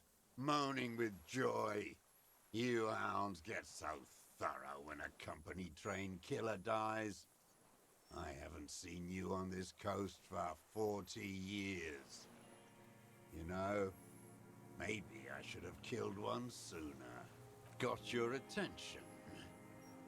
Now you stop beating druggies and prostitutes Your in voice sounds fine, basement. keep it up, thank you. Now you come to investigate. Not when they die by the hundreds. This is it. Shot him. Shot him. Say shot him, not killed him.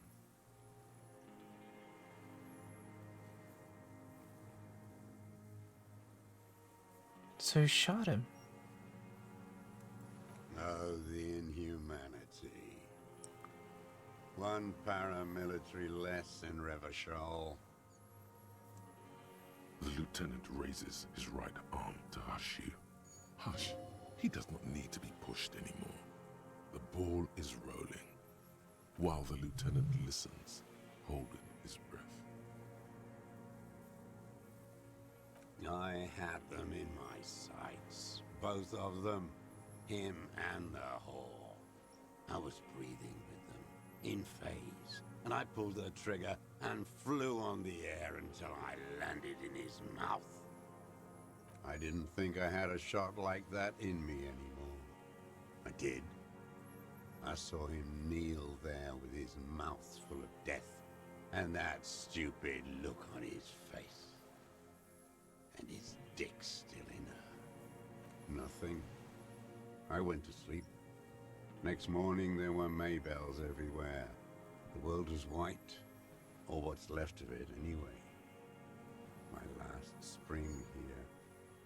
I knew the fascists would come to avenge their own, and so they did. Mr. Dross, are you aware you're confessing to murder? Yes. And you were looking at Dan, the victim and a young woman, having sex through the scope of your rifle that night, before you shot him? The old man nods. Why? Because that's what they were doing. The motive. This is where the motive is going to come from. I don't understand. Do you, detective?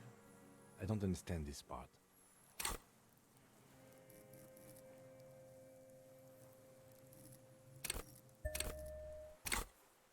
Why were you looking at them that night? I'm always looking. Are you always looking through the scope of a rifle? I'm just trying to understand. A rifle scope has the best magnification. And if you don't like it? Click. You pull the trigger. Yes. Think of it as a form of critique. Holy shit. He will not stop now. These dialectical materialist types never do. Exploit it. You got him going. Connect every little piece now. Wrap this up like a gift.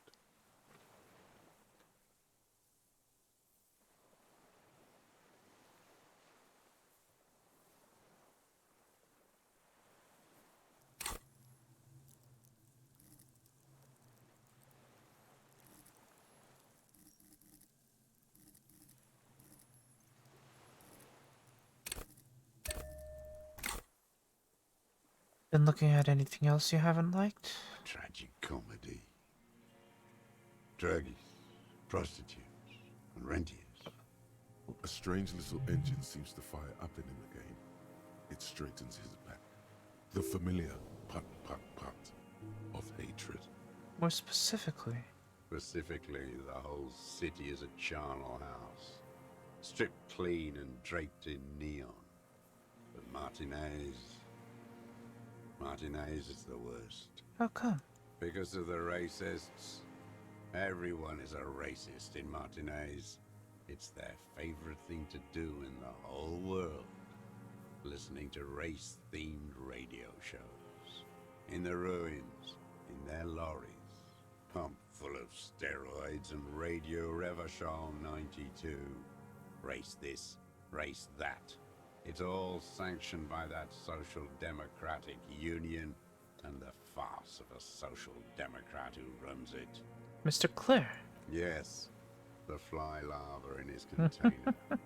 He let some nihilistic advertising yuppies erect a statue of Philippe III, a syphilitic murderer, on the town square, to spit on the working class.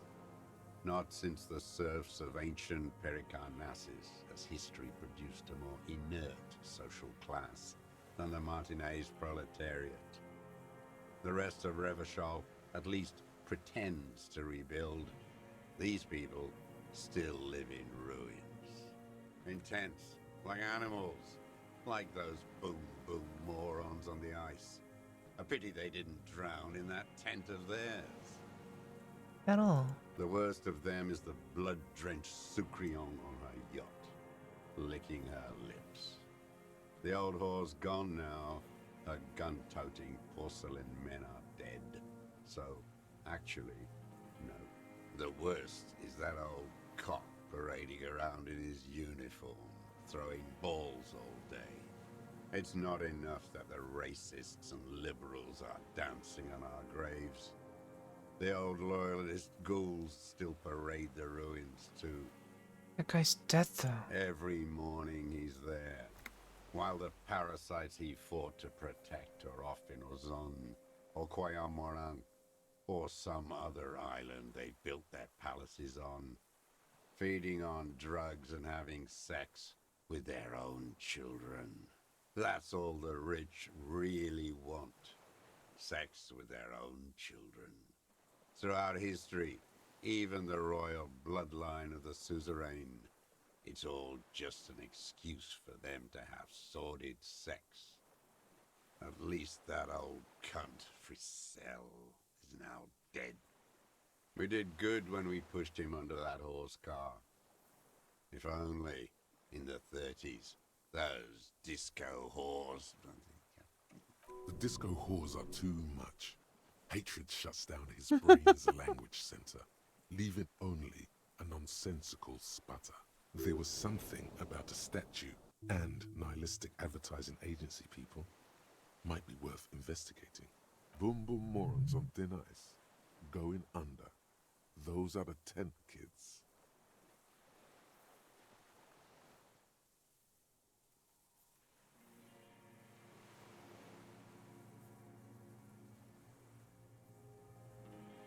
There was something about the statue on the roundabout and syphilis? Syphilis is a disease Philippe III contracted in a whorehouse. The statue is an abomination. Abomination? The bacteria entered his brain and made him squander trillions on sparkling wine, cocainum, and monuments of himself. His son, Philip IV, the Insane, contracted syphilis in the womb. That is technically possible, although Philippe III was not actually syphilitic. He was just mad.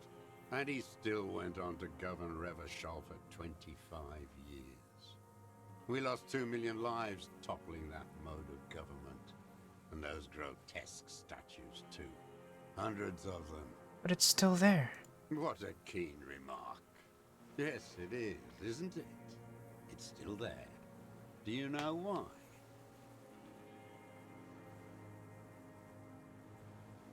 Because cynical advertising yuppies erected a deconstructed That's version right. of it. Some advertising cockroaches erected a cynical deconstruction of it. We tore it down with honest working-class plastic explosives. Working class And plastic there it is explosives. Art is a bourgeois establishment. It's an affront to humanity. Oh my Every God. gallery should be bulldozed, and the artists should all be given This 30 isn't- years of hard labor in Yekokata. Excuse me? Wait, the bullet hole in Philippe's heart. The statue had been shot. That was him. It had to be. He's already proven capable of taking a far more complicated shot from here. It was you. You shot the statue. There was a bullet hole in his heart. I did. A needless, sentimental gesture. I should have spared the bullet for a deformed monster of liberal capitalism. Shameful, really. Yes, shameful. So many others to punish over the years. Isn't that right, detective? The fat union man let them put it there. Corrupt as he is. Probably got a fat check for it, too. Shared with the law. Another hideous disappointment.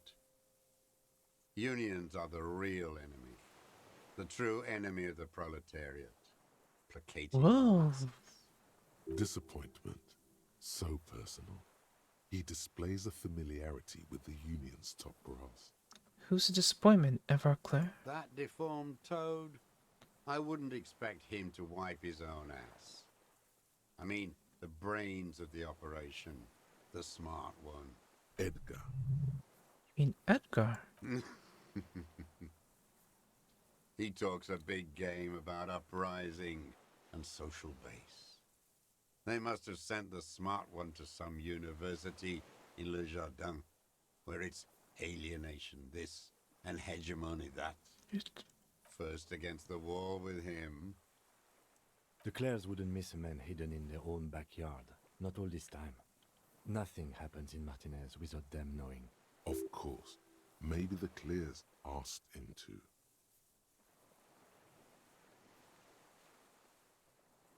Did you kill the Cornell mercenary for the Claire students that arrived? I'm not doing anything for that swine again.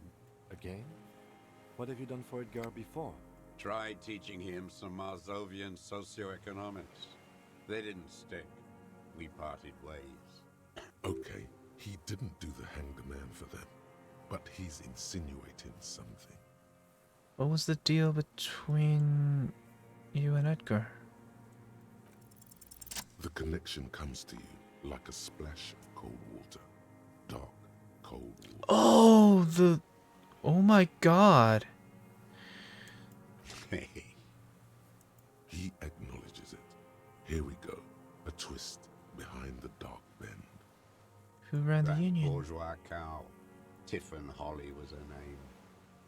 Licked the rich man's hand every time he came to town. Never seen a labor leader so hot on mutual cooperation. And money. She liked that too. That Holly was a real bridge builder and a deal maker. And then she just disappeared. Called in, they say. On the eve of battle. Ran away. Vanished like a piss stain. No, that's not quite it, is it? Did she? They say her daughter called in, not her personally. But that wasn't really her daughter, was it? No, I guess it was not. Edgar had someone make the call. Why is that, Mr. Dross? She couldn't make the call herself Here it is. The bend in the river. Why? because she was dead.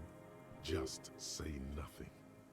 The cow caught a bullet in her right lung, fell into the canal grasping her tit and drowned. Or bled? Hard to say. It was a sloppy job, and a moving target. She was going home, waddling, dressed in yellow, drunk like she often was. The ruins were black around her, and she had a yellow leather bag under her arm. Holy shit. She tried to cross the canal, heading home to Grand Couronne or Betancourt, someplace like that, where they build those new bâtiments for the people who flourish in the hell around her, and the ruins. You shot her. Someone shot her, or maybe the cow just fell. My memory is full of holes. All I know is nothing changed. Not in the material base, not in the hegemony. There was no uprising, just words. The Union fizzled, sogged. Nothing came of it. Nothing. Edgar didn't keep his part of the deal. If you were to testify to this, give the RCM something on Edgar, you could walk. We would strike everything you've done and process you as a POW. You were in a war. You were on assignment. We could even extradite you to the Samaran People's Republic. A degenerate worker state. Goat shit. No, thank you. I'm Revacholian. My days are short. I will rot away here, in a moral intern cell. I will not testify to anything. She did do it. I saw it happen, and I liked it. That's all I have to say. I didn't live and fight for 40 years to end up as a collaborationist. I've heard it on Channel 8, 40 AM, Radio Revachol, late night. Everyone is a blobber in this world. Everyone betrays everyone. They're all already locked up for betrayal. The best ones, the ones with heart, were slaughtered, trampled. The same old freezing hatred. There is plenty here to work with once he's in custody, and the lieutenant knows it. He gives you a little nod to proceed.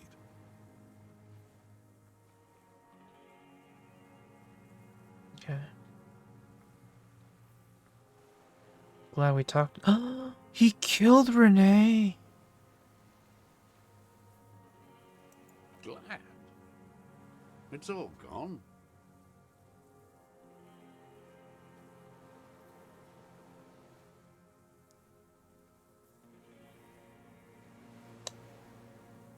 You're under arrest for the murder of Elscorp. Is what you plan to say.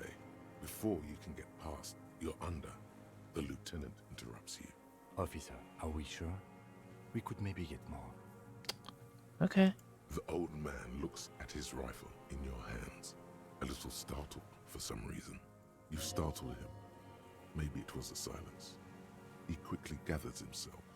Still, what could he be afraid of? What specifically did you not like about what you saw the night of the murder? Them. Fucking. I didn't like that. You were jealous? Jealousy is a reactionary concept. I didn't like the Reaver enjoying himself. Drugged out, soothed in the arms of a young woman. I wanted him to die so he could not enjoy life anymore. And I wanted to see his head explode. That too.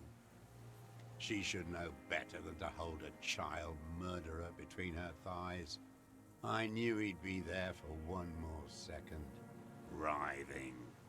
That's all it takes for the bullet to reach his head. Now that I think of it, I wasn't aiming for his mouth. I wanted his brains to spill out on her. But you can't have everything. How long have you been watching? Since she came to Martinez. I saw her sneaking in the reeds early What in the morning, fuck, you behind the creepy bell building. It was dark, still winter. She didn't have her skimpy outfit on then. Just a spot in the night, moving, Past the fell building on the coast? What was she doing there? hiding something in the water. She had a fag after she'd done it. I was up in the ruins there. She couldn't see me, but I could see her, smoking. She was nervous, but not scared. And beautiful.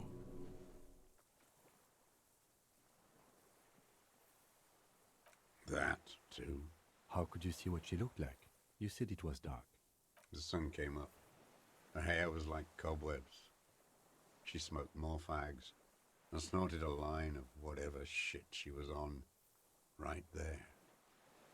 She needed it just to move. Her passport and tickets to Villiers. And from there to Cachet Brut. In the free state of Semonine, hidden away at the edge of the earth, near the Pale. Some kind of hidden container on the coast? You looked into it? Yes, after she'd gone. It was a submersible. Well made, actually. Sloppy. We should have gotten her to tell us about this. Did you take the documents? No, I put them back. Why would I take them? I'm not going to phone. Oh, I mean... I did. She had a face like an archipelago, with those birthmarks, and a body hard and lean and bruised all over, black and yellow. I could see she's taken a beating. I could see who she was, too. A spook, on the run. Revachol's the cloaca of capital now. All the bagmen and arms dealers end up here to do drugs and have sex like animals. You could tell she was a spook from the documents? She had different color hair on the photo, and glasses. Forged. Some sordid bourgeois affair. I've heard about this kind of thing on the radio. He's setting it up for you. The bruises. You can't make that out in a scope. You could see her bruises through the scope of a rifle? You can't see bruises through a scope. It's just a blur. It quickly comes to you. Any chance you've seen them through a hole in the wall? Oh, yes. Cutting those drugs of hers into little lines with a knife. Masturbating. What the Everything fuck? in him fills with impossible longing, all at once. Did you make that hole? With a clip point knife. Good for listening in, too. For hearing the moaning and the snorts. Like that, too. Yes. Bending like a bow against the glass. You've been through the secret crypt behind the whirling in rags. Those were your footprints there. You just changed your shoes. I've been through all of Martinez. Every nook and cranny. That too. Yes, that too. The things they did in that little room. What she'd do to feel good. Oh my god, the way you're a light fucking works. creep. You turn it on inside, and it gets so dark out, you can't see a man looking in. I learned that in the 20s, when they were still hunting me. I've seen people do some shit, but Those two took the cake. You hear the familiar scribble of the lieutenant's pen. A quick glance at you. One more loose end down. We're doing this, detective. How did you get in there? The hidden pinball workshop. I can just walk in there now after a good wash. I told you, they think I'm an antisocial. Closing hour is a good time. The kitchen's empty. You had to open the steel door in the kitchen? How? I got that open a long time ago. Some bourgeois game merchant lived there. I don't know, 15 years ago. He left spare keys all over, and I took one. Then I saw her turn the light on one night in my scope. Andy found use for it. A spare key, like the one hanging behind the Union Box window.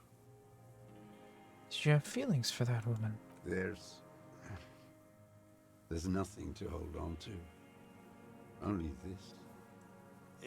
It's not enough. The coals of his eyes glisten suddenly, like stones dripping with water. Is he crying? Man needs to feel something else. It helps if you have your eye on something there. Something pretty. It's weakness, I know. Was that why you left the dried flowers behind her window? No, Why then? I don't really know. I was there one night and she was crying, like a child, in the corner of her room on the floor, like she does sometimes. When was this? The day after I killed him. And you brought her Maybells? Yes, I don't know why I do the things I do anymore.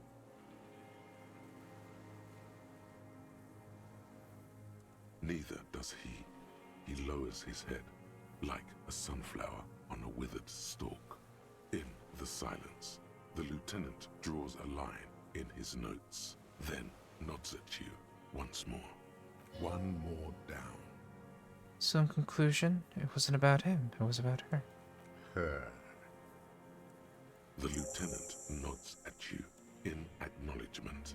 That's it. Motive. We have it. Where is she, that Clasier? I haven't seen her there for days.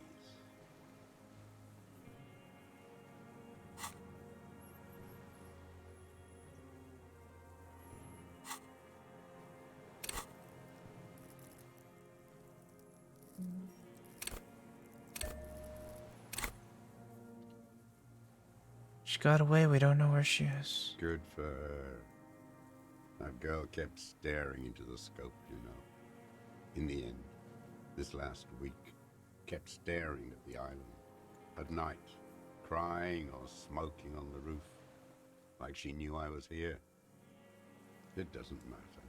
Midtown, across the Bay of Rivershell, the oceanic wind washes 40-story towers. Above them, Lusan's Central Aerodrome, a cocoon suspended in the sky by a web of suspension wiring, encircled by hybrid aircraft. Let's look north. On the platform, a young woman is withdrawing from amphetamines, barbiturates, and alcohol. Yet still she smiles among the crowd, among the great ghosts of the city she's leaving, for another, far south, smaller, distant, hidden, not like the great chandeliers she sees sparkle in the dusk below her. Streets, towers, tenements, and cold water. Across the water, a dark strip of ruins, barely visible. If she didn't squint her eyes, he knew she knows. She was looking at the island, figuring it out, day by day, cigarette by cigarette. The old man has fallen silent, staring at your feet. The burnt logs in the fire are moist from the sea air. Guess we're done now. What? But you said I would be taken to the... This terror is the sum of all the uncontrollable movements and mood swings he's been exhibiting. The wind picks up. The silence on the water is broken all around you. Little shivers of waves appear. The lieutenant continues, like an incantation. Your Wayfarer rights have been suspended. Information provided to the officers on the scene will be used against you by the prosecution. You will be given legal counsel within 1 week and must face court in 44 days. Do you understand? Do you understand? But... No, I don't want to. I have to stay here. He's sweating. Beads are forming on his forehead. Pupils are dilated too. Eyes getting blacker and blacker. Your confirmation is not required, sir. Now on to the boat.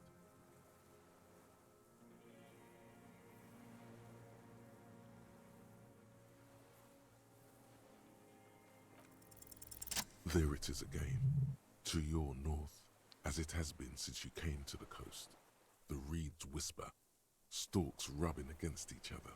But then, in the middle of it, something completely different. It sounds like a bow, very slowly being drawn against the strings of a violin. A very small violin, made of reeds and rushes. Maybe there is room for 3 on the boat. Did you hear that? What? What are you talking about? Is this really us? Your skin crawls.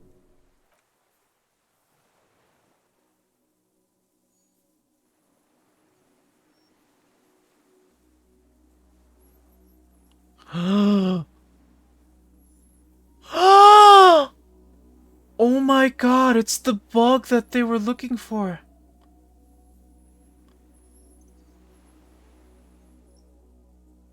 A delicate tangle of arms and legs unfolds from the reeds, limb by limb, to then just stand there, moving its scythe-like arms. It's in the ghostly Insulindian silence. What are you talking about? The giant stick There's insect. nothing there. The stick insect is over 3 meters tall. It looks straight at you with its tiny pinprick eyes and its grotesquely small head. You feel your legs shaking under you and your gun hand move to your holster to grab the gun. Tell me what you see, damn it. I can't make out one small thing in the reeds. Can you I see it? can see it. 4 simple words, thank God. If he can see, then you're not insane. But that means it's really there, spinning slowly, in absolute silence. Its limbs long and slender. Be very, very careful.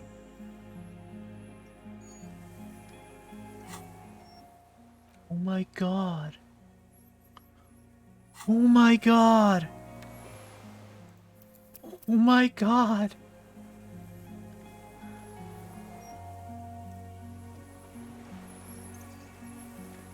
The creature stands on long stilt-like legs, antennae hanging from its head like a woman's hair, white and curled at the tips.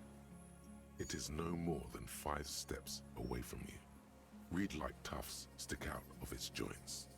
As the insect moves its forearms, it produces a faint hiss, like a reel-to-reel machine spinning after the tape breaks. The hiss is different from the strings you heard before. It says something else in a lower pitch.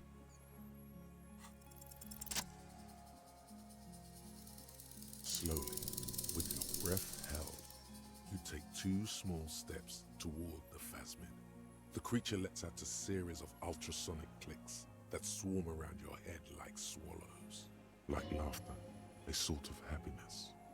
The tracheal system on the creature's abdomen expands in front of you to take in and expel air. It's smelling you. Hissing and clicking, it extends its mandible-like antennae to greet you. You're right below it now, looking up at the colossal chitin of its white limbs. The head of the creature is crowned by reeds, and its eyes are like small droplets of water. Although I'm here, I don't really know who I am. No reply. A total ancient silence comes from its mouth, along with what appears to be some kind of foam. The stridulations of its limbs continue all around you. You were right. Little bubbles form on the mouth parts of the creature, on its segmented lower lip. It looks to be foaming slowly. The foam is white, then yellowish. The faintest smell like you've never felt before, like burnt roses. It's foaming. Careful. It may be poisonous.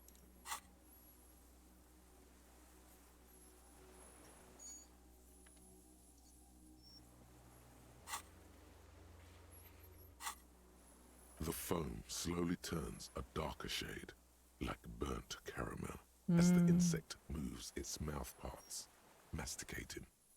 The little bubbles begin to burst, one by one, letting out that same smell, like summer burning. Smell. Maybe it is real. The pheromone. The insect's head is crowned with reed-like scales, the shape of seed heads. They rustle as the air moves. The ventricles at its abdomen continue expanding, like lunglets, breathing you in, your sour, greasy semiochemicals on the breeze.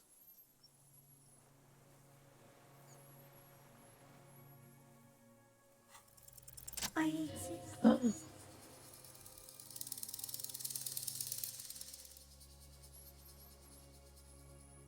I exist Tell me too. what it's like for you. If I tell you what will Then happen, I will tell you what it's like for me. for me it's wonderful. Yes, holy is the Lord of hosts. and all the earth is filled with his glory. Now, I will tell you what it's like for me.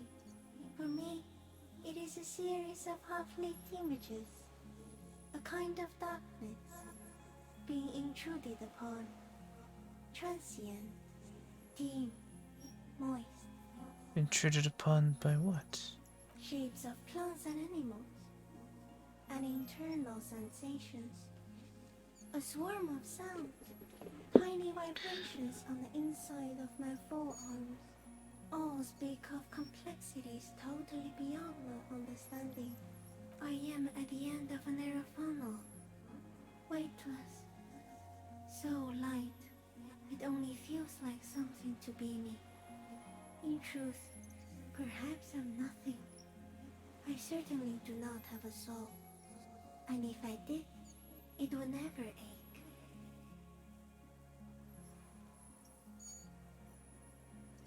You're the type of animal I would like to be. Are you sure?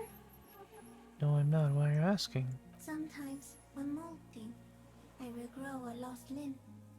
One time something went wrong, and a small leg replaced a missing antenna.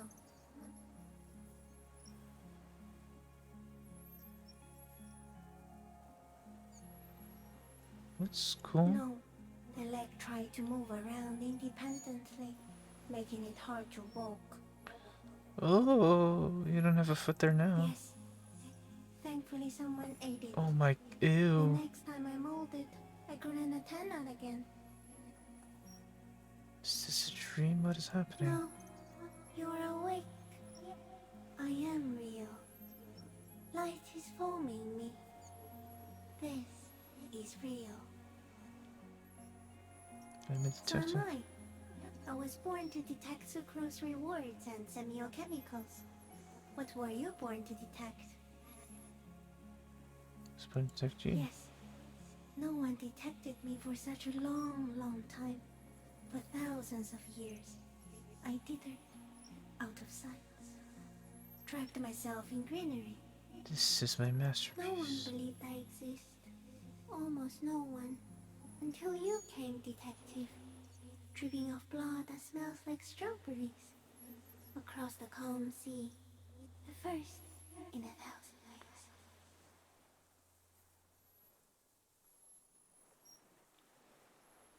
Where does this come from? All this around us, the world. Not even the birds know that. Not even the water lily. Then all we can do is beat our fists against it day after day with no answer. You can also eat it. If it's a leaf, you can put it in your mouth. Yum yum. Or read. Wait, so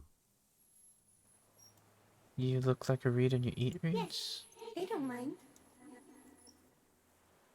Have you accidentally eaten another reed, Phasma? Yes. I once cloned myself and ate the little ones.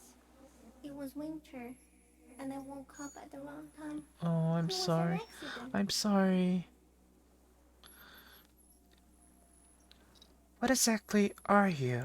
I am an unknown species of the order Phantasmadia, endemic to the Insulindian Insula. For the last 350 years, I have hidden in plain sight, masquerading as the reeds, molding, cloning myself, unfolding at night to play with trash bins and boys. No one unnoticed by the first settlers and the land surveyors of the suzerain. Also, by the soldiers of the revolution and the officials of the occupation. Even the Seminese islanders who came here first, but did not stay, have not seen me. I have stayed hidden through 4 forms of government and 2 scientific revolutions, until I was accidentally discovered by a detective of the citizen militia in Rebelshaw, district of Martinez, March 51. That's insane. No, you are.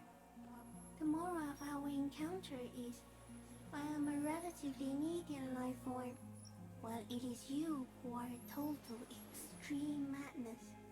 A volatile senior nerve system ominously new to the planet.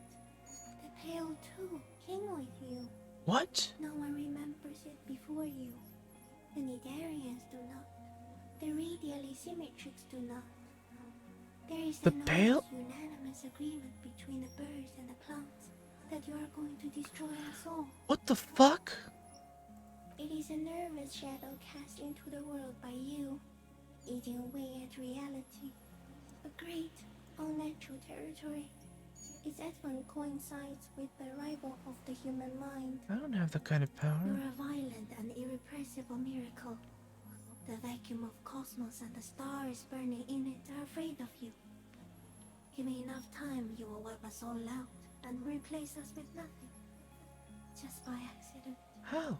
We suspect it will be something like the oxygen holocaust that wiped out anaerobic life 2.6 billion years ago, when organisms first started breathing.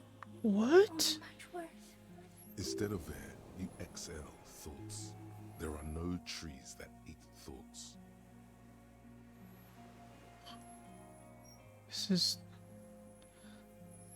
This is terrifying. Everything your eyes touch goes back there, behind the nose mirror. What if you blink? Are we still here? Please don't blink. What if you misplace us all one day, or just forget?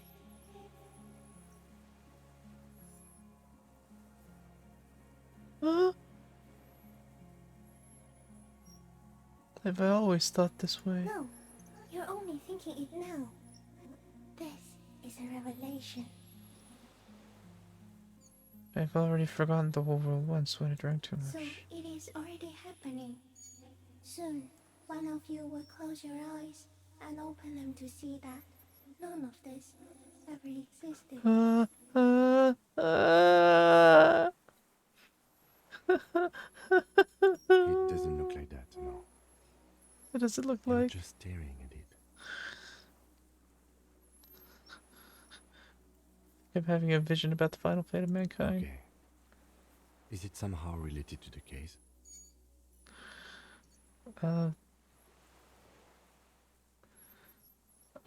Sort of? I think we should take the picture, and then you should back away from the unstudied species. Okay. Say goodbye now, I have no more thoughts, that was all. No, there is one more.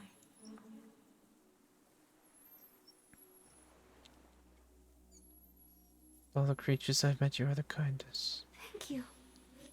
I also have one more thing to say to you. That woman, turn from the ruin. Turn and go forward. Do it for the working class. Turn from the ruin. Turn and go forward. What? You cannot lie to me. Behind you, it smells of fires. So awfully far you were prepared to go in her presence. And it. I will try. She was middle class. It doesn't take a 3-meter stick insect to tell you that.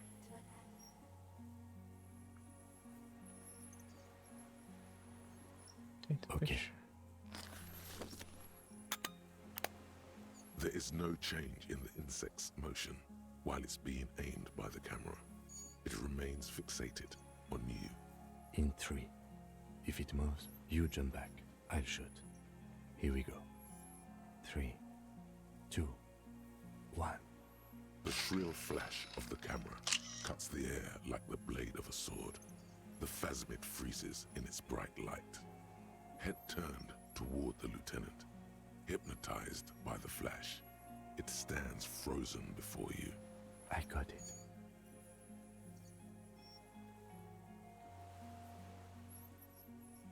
The antennae hang from a great height. With your hand shaking, you barely touch the tip of the left whisker.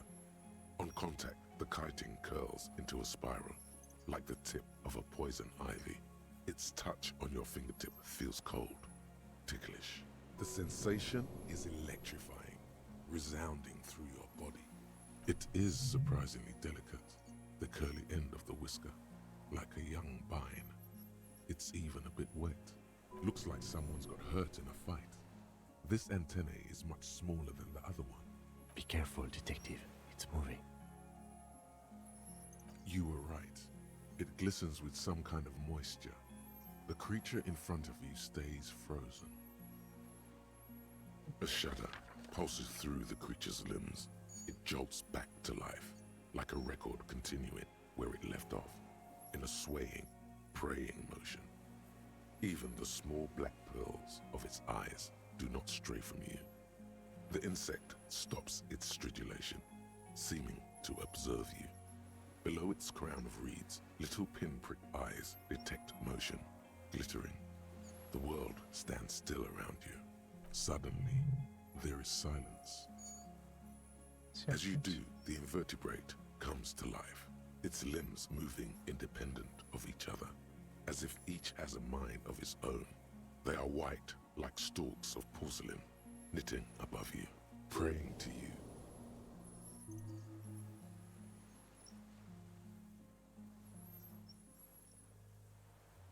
Sets of complex eyes follow you, droplets of dew on either side of the head. As you're turning away, the phasmid mirrors your movements, stepping on the water, the long limbs carrying its feather weight without breaking its surface.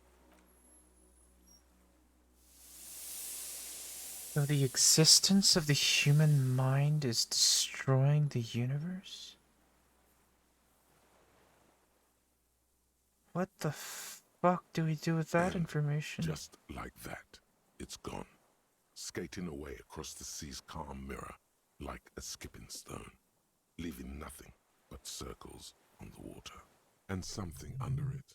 In the place it stood, bobbing there, among the reeds, a collection of items.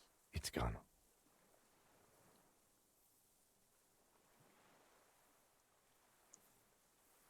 What's that in the reeds? Looks like a nest of some sort. We should have a look. You can walk on water? Apparently, yes. Like a water strider. Only, I've never seen anything like that in my life. What now? In some kind of strange, semi-catatonic state. Our suspect is not looking so good. We need to check on him. Homosexual underground. Maybe you should stop obsessing about your own and other people's sexuality. Feels like it's about time to do that. You thought about this for 8 hours. Not only should you stop, you should tell Kim you've stopped obsessing about other people's sexuality too. I'm sure he'd appreciate it.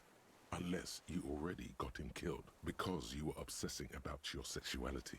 There's no way of telling from within your brain. But for your own sake, please say you didn't. Stopped obsessing about sexuality.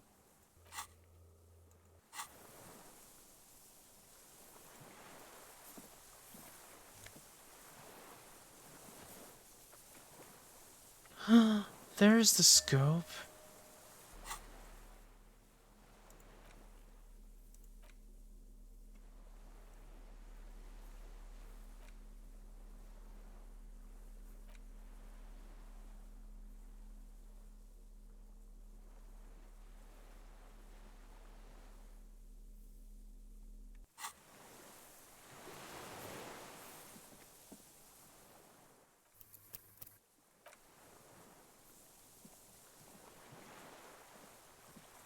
What is it?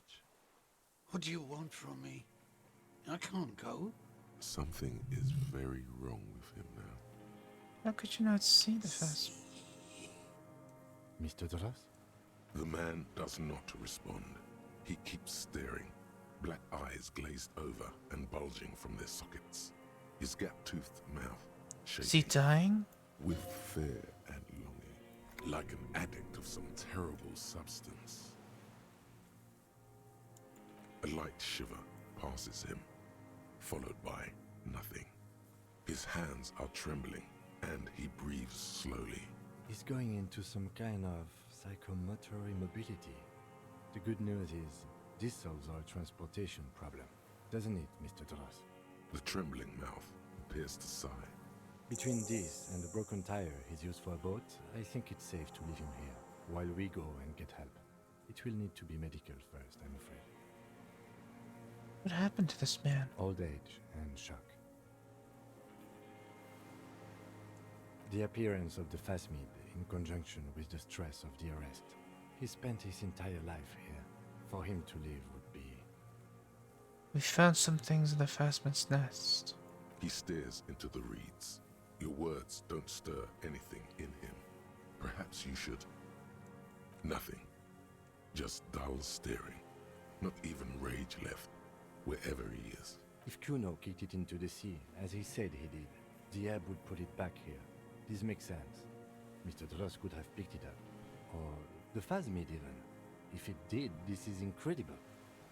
I lost. You lost. He turns his eyes to the reeds again, as he's done so many times. Beige and white stripes. He lost the scope. Then it somehow made its way over there. With the help of a Magpie Phasmid. This sight is a T9, Mr. Dross. Was it attached to the rifle when you made the shot? Silence. Not even a sigh. You've gotten all you will out of this poor being. The plastic cape flaps around his face in a gust of wind. His back is slouched and his mouth open. The blacks of his eyes are receding. His pupils are returning to normal. Okay. We should think about getting back to the mainland. To get help. He'll be safe here. If we don't take too long.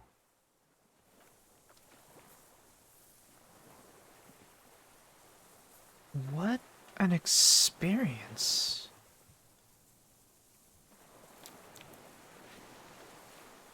I did not expect this kind of development. Holy crap.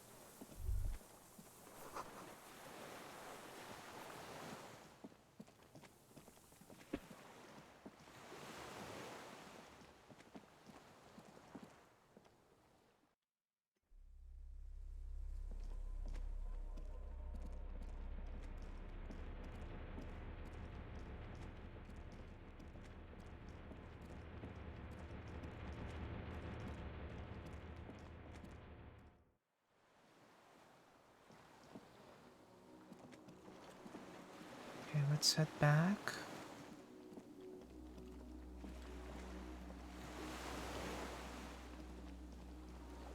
The skiff is swaying on the waves by the dock. Let's. We are done here.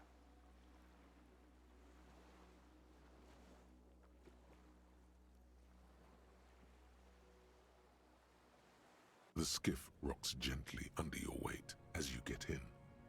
The ride back is uneventful and quiet. But for the sound of conversation on the water, there is someone inland waiting for you. Two men and a woman stand on the concrete square of a nameless village, looking at a small yellow boat as it draws closer. The sea is calm. You reach the jetty and climb out of the skiff.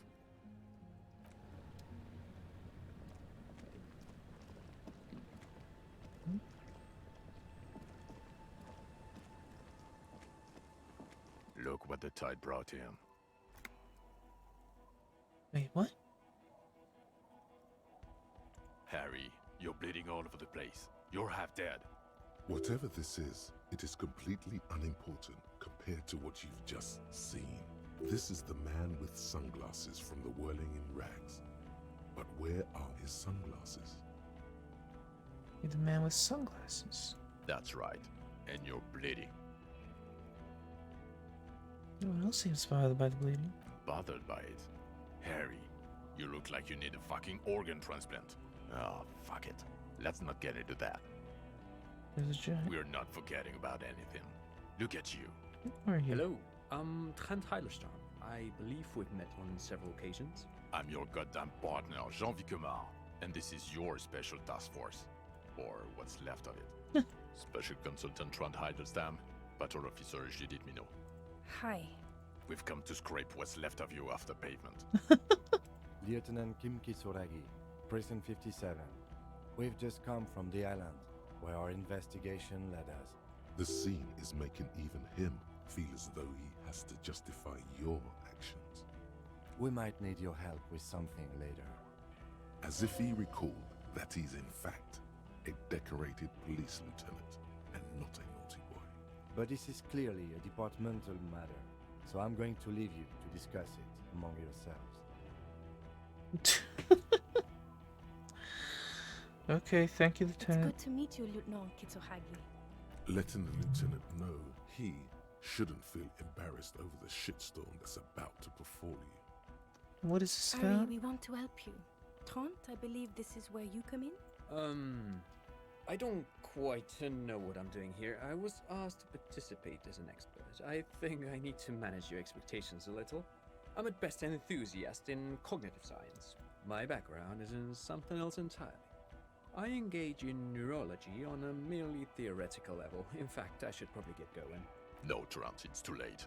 You're part of this shit now. What have you got to say for yourself, shit kid? Shit kid. What an interesting moniker.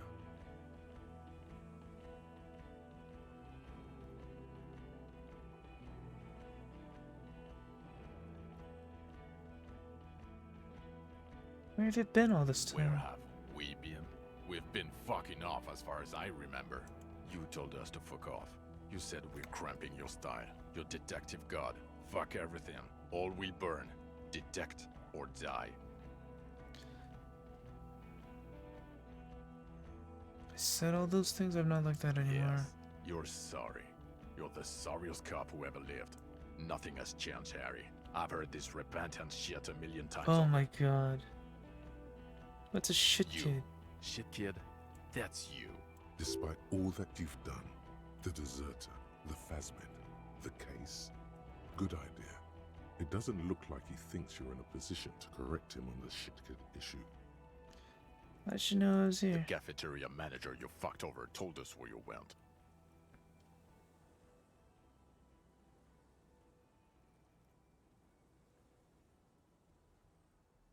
I saved his establishment and still he betrays Trench. me. He didn't mention that. In fact, the establishment didn't look saved at all. There was a giant IO graffito in front of the building. It was on fire. I lit it on fire. It was I a knew it. gesture. Didn't I tell you, Trant? I told you it was our shit kid. The line is from Lu Jiatun's Mirova 82, isn't it? About girl-child communism, the titular returning character to ghost the apparition of... Good choice, Harry. He is correct. It was the Seraïs poet Lu Jiatun who, in the 50s of the last century, composed the... Don't encourage him, Trant. Okay.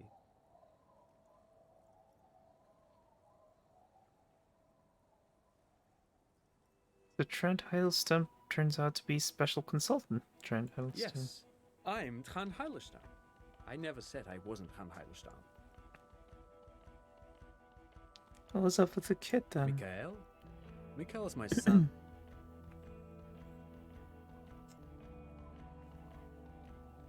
Okay, sorry. No problem.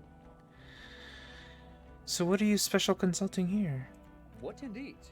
I was asked to share my take on some of the more obscure theories developed in Königstein in the 30s, like partial psychotraumatic amnesia, group personality theory. He's here to see if you're insane. He's smart. Let's move on. Mentioned a task force? Yeah, Major Crimes Unit, under Lieutenant Dubois and Vicomar. Ring any bells? Who else is in Refresh this? your memory? It's a goddamn Major Crimes Unit. There's you, me, Jude, Trant fucking Heidelstown, and Guillaume Baby. I'm technically just a civilian advisor. Oh, fuck you. You're part of this shit show. Who's Guillaume Baby? Oh, that's an interesting story, actually. Guillaume Bevy is a police reporter who joined our team. He was really good. Then he left because he lost faith in your ability to lead the unit. Other people have left too. Good, smart people. People we won't get back. Only me and this really patient patrol officer are still here. And Trant because I'm forcing him to stay. Is this Guillaume Bevy blonde and partial to sunglasses? See? There. He's getting it. I was impersonating him. Look at me, I'm G-Bevy. It was going to be funny, but then you really did have brain damage. So not so much anymore. He sincerely thought it was going to be amusing for both of you. What's the unit do? Do. It's a major crimes unit. We clear the desk of cases so Precinct 41 doesn't look like the worst station in town. We are shit tier now, Harry. Because of you. The 41st isn't...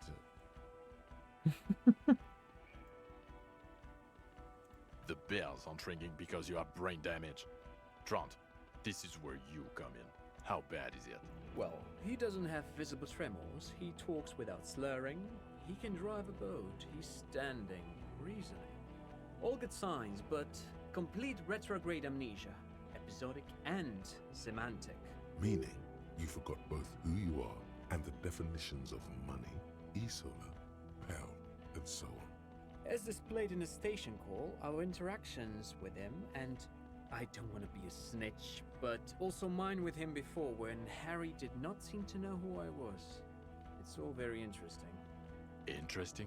Yes, interesting. I have my theories, but I would like to hear Harry's thoughts first. Harry, what do you think happened to you? Neurologically, psychologically, and why not socioeconomically? Socioeconomically? You think I'm so poor I lost my memory? Not when you phrase it like that. But I don't think critical theory. I know everyone thinks this is far-fetched pink academia, but still, I don't think it should be off the table here. What? He lost his memory because of capitalism? No, not like that. I'm not talking for Hedefort's school here. But Harry, I asked you, what do you think happened?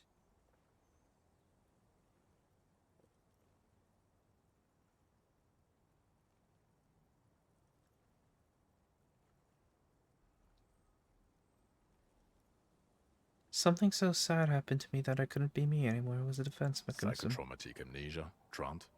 I can go for that. Shit kid is a broken man. Always has been. Who isn't? I know I am.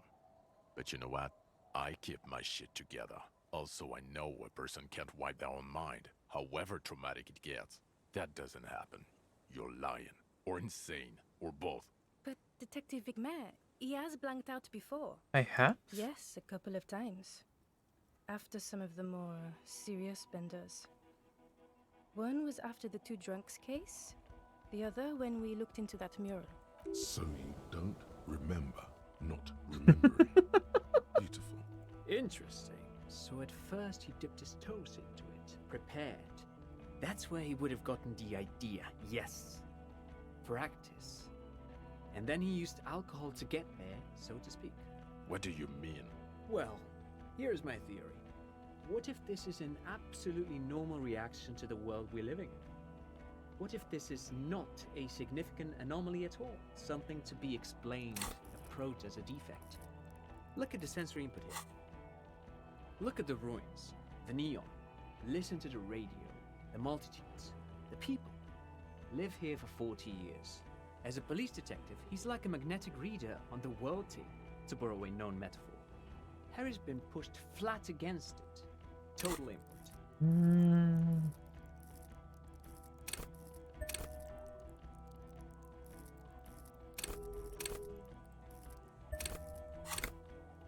Hardwired to the free market. He just needed for it to end. Okay, Trent, thank you. That's absolutely meaningless. I'm glad we brought you. Will he or will he not be able to work in the major crimes unit? Is he a cretin now? I want to know that. I mean, we solved the case. He's not a cretin, and he is able to do work. If not in his previous leadership role, then as a line detective.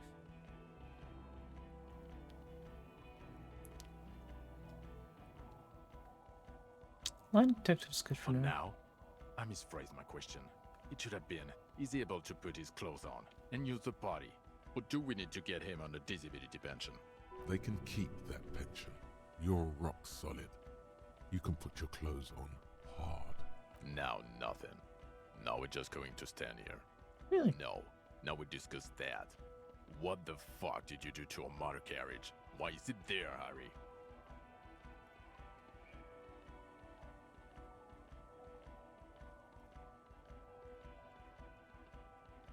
Ah, so refreshing. He just admits it. Thank you for your honesty. Thank you for destroying 45,000 real of police property that's coming out of everyone's payslip. It doesn't matter. Your badge, Harry. Show me your badge.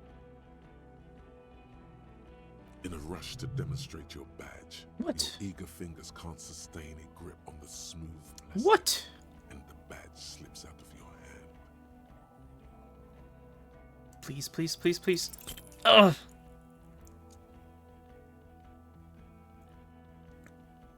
juggle the badge for a second, unsuccessfully, and it lands on the ground some 2 meters away. Ouch! You strained your elbow trying to catch that stupid thing. Damn it. He found it. He found it, Jean. It's his badge. And your gun? As if having your badge and gun are natural states, not achievements. What is it with all these material objects?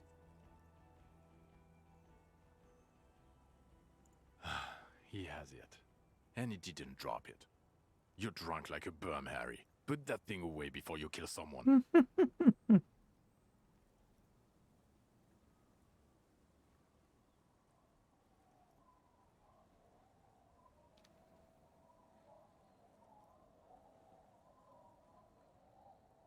A little drink?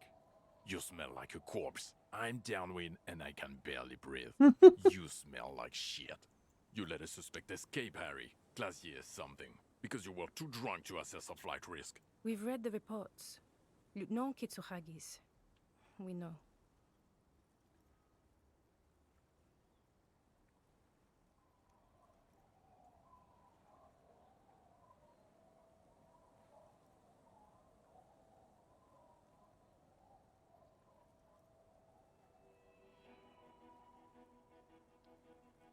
Not taking her in was the right thing to do. She gave a vital clue that lost the island. Oh, well. If she was nice. I'm not even gonna get into the other suspect, who also escaped. Yeah, Ruby something. Or the fact that you're Everclear's little peony now. Doing I don't know what for him. That's small-time stuff. That's nothing. That's a humorous anecdote. Compared to the 8 people who were gunned down. The streets are literally red with blood, Harry. It was fucking mass murder. I He tried! did everything he could. We did everything we could. The company hired and vetted mercenaries. Lieutenant Dubois got between them and the locals. He did so at considerable risk to his person. Remember, he was shot. We stopped an execution, not a negotiation. The loss of life was minimal compared to what it could have been. Well, it's solved the case. It solved all of it. Detective, it's better if I do that. It's so much better if he does this. 1,000,000 times better. Thank you for the input, Lieutenant Kitsuragi. I didn't mean to suggest you didn't handle the situation. You've spent the week with him on this case. What is your take? On the case? On Lieutenant Geoffrey Dubois. Well, the drinking, the lost gun, also losing his badge, that's all true. And he's been drinking on the job. The man sighs deeply. Then there's the self-flagellation issue. He likes to apologize, profusely, making it sound like he's guilty of at least first-degree murder. It's not a good communication strategy for an officer. It's worrying, especially considering his political views. Detective Dubois is, as you may know, a Mazovian socio-economist. He wants to liquidate the ruling class, which, again, for a police officer, is a little... You should yell something. Yes, let's let the big boys talk. And then there's the motor carriage in the sea, and the drugs, of course. Some kind of anti-radiation drug he uses to induce visions. But despite all this, he is a great detective. One of the best I have seen, in fact. He can talk human beings into telling him everything. And he doesn't stop. In all the time I've spent with him, he has not once stopped pursuing leads, however far-fetched and tangential. He is tireless, madly driven. Well, except that one time when he stopped to sing karaoke, which by the way was a valiant effort. He really sang his heart out. Yeah, it was what it was. Other than that one time, he has tirelessly worked on the case, and he solved it. We have a confession, a murder weapon, and the perpetrator, locked on the island right now, awaiting transportation.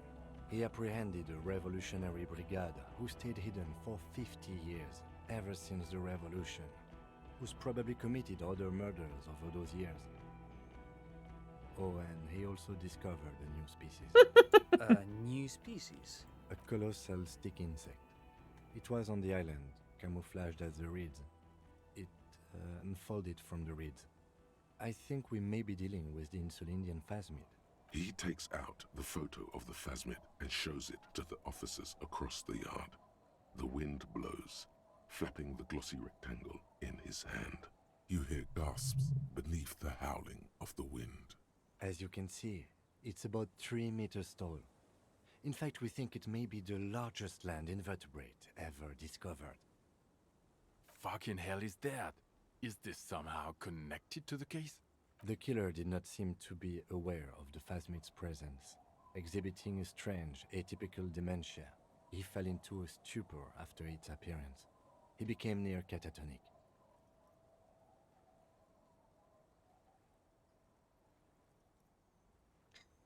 It's probably not connected per se, but the perpetrator knew of its existence. So it is connected. I must say, this is absolutely extraordinary. I don't even have words for it. Yes. It really does make it hard to fire the drunk. This is a very, very sad man who has just seen something that's made him forget his sadness. Now you make your case. Now is the time. Now or never.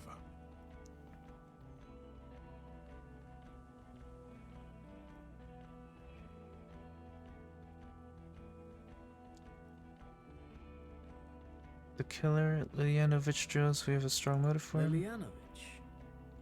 A revolutionary matronym. Revolutionary metronome. The custom started in Grad, where they have patronyms. Krasovich, Lasovich, etc. The revolutionaries saw this as a chauvinist atavism, so they used matronyms, derived from the mother's name instead.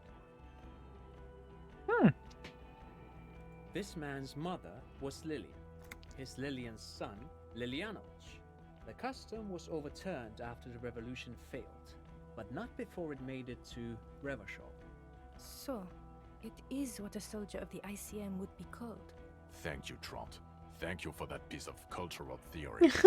You said you have a motive? Of course, excuse me, I just thought it was noteworthy. He wasn't quite sure about the straggler before he heard this detail. It must have convinced him. He killed the mercenary in an act of jealousy. Jealousy? I thought this Lilyanovich was an old man. To have been hiding for 50 years. Like 70-something. A strange psychosexual fascination.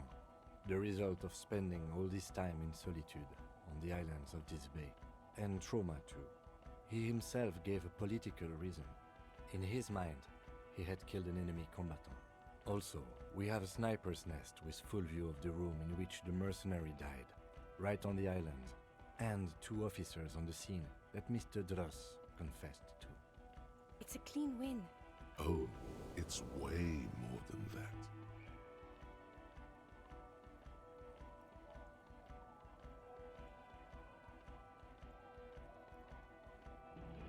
Perfect folding mechanism like the phasmid. Perfect folding mechanism. Get over yourself, Harry. I can still smell the booze on the wind. God damn it. It is bad. Even you can smell it. Chin up. Keep focusing on the positives here. The previous head of the Departers Union was assassinated by our killer. This is a conversation for when we are no longer out in the open, in Martinez, where Evrard and Edgar Clare have ears everywhere. Oh, okay. And eyes, too. Your return from the island must not have gone unnoticed. Understood, of course. But a case against Everard would be big. I would prefer not to partake in anything union-related, for political neutrality. This has to be good stuff for him to backpedal out of it at first mention. There's also a dead man on the boardwalk, a missing person Yes, found. yes. Fallen through a gap in a boardwalk. Drunk. How'd you know I found The him? body was transported to Precinct 41, our morgue. I had Tilbrook and Mullins take care of funeral arrangements and family stuff. You're not the only cop in the world, Harry. This all comes back to us. Still, good work with the missing person, detective. Compensate drugs. Who's Kuno? You don't want to know. You're right, Lieutenant. I don't. You snorted the drugs, I know you did. It's alright. I mean, at this point, anything is but the drink.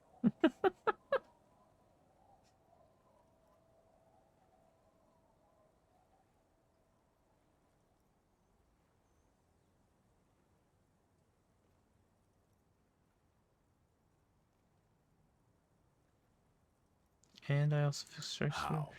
It seems to be on. He didn't quite solve it. He cross-pollinated information between the company rep and Evrard, until the rep came to see that the Union desires war, at which point Mrs. Messier decided to... What? Hand clear the terminal.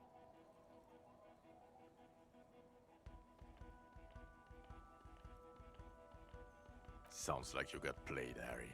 Because you were off your tits on Al Ghul.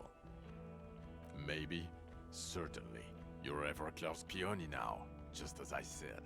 He's a mob boss, did you know? Is that why you want us to investigate the assassination of the previous Union head thing? To get off Everard's hook? No, it's nothing like that. He was reckless with information, but ethical. We don't owe anyone anything. This allowed us to stabilize things in Martinez. God, calm down, Jean. Silence. Good. The man doesn't Thank know you. what to say.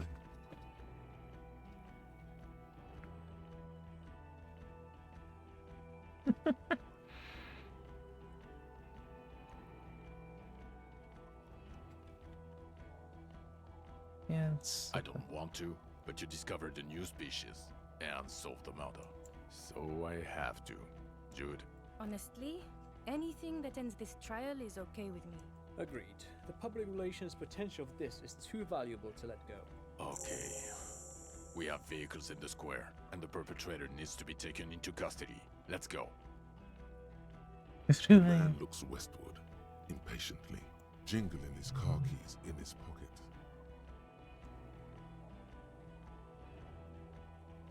Who are you? You're a gym teacher, Harry. What? Well, obviously you're not a gym teacher anymore, but Before you were a cop, you were a gym teacher in Coron. It's getting really cold outside. Should we maybe... That does explain. Harry, it explains everything. The running around, the jumping, the bicep girth, your inexplicable facial hair, the fact that you don't seem to know what homosexuality is, and your moves on the church floor, which honestly were just jump aerobics. Also, this guy. Just everything about this guy. And this guy, too. Is gym teacher there? yes, you taught gym in school. I believe that's the term. Taught gym at a high school. You were a high school gym teacher. The smell of sweat and glue. The worn floorboards. Kuro is just east of Jamrock. It was a short walk every morning to the baseball field or the sports building. High school. Harry, your goings-on with Kuno, Andre, Assel, the whole thing on the ice. That's why you are so juvie. His smirk suggests barely contained laughter. When was I a gym In teacher? your 20s or late 20s. You've really let yourself go since then. Why did I join the The RCM? regular. You found some chick. She inspired you to fight the big fight. Be more than you are. All that. I knew it. I knew no normal human being can run like that. He's an honest-to-God gym teacher. Why am I like It's this? not a mystery. Some chick fucked you over. Also, you were drunk. You really went with it too. Really maximized the damage. Dora something. Dora England. Yeah, you mentioned the name. Not Dora Dubois. So we weren't even married. No one is married anymore. This is Revachol. When was this? God, I don't know. 6 years ago? She was way before my time. 6 years and you haven't gotten over it. What the hell is wrong with you? 6 Yeah. years? Or 7? You're not doing too good there. It's an old man thing. 2 old years equals 1 normal year. That and Dora England really tore you a new one. A big one. Incredibly bangable. And what did she do? She was incredibly fuckable. Shut A the f- beautiful bourgeois woman. Wayfish. Like a Welkin, basically. Snow Welkin. Blonde Welkin. Pain Welkin. I've only seen a picture, but it's obvious you formed a real spiritual connection with how pretty she was. One you never recuperated from.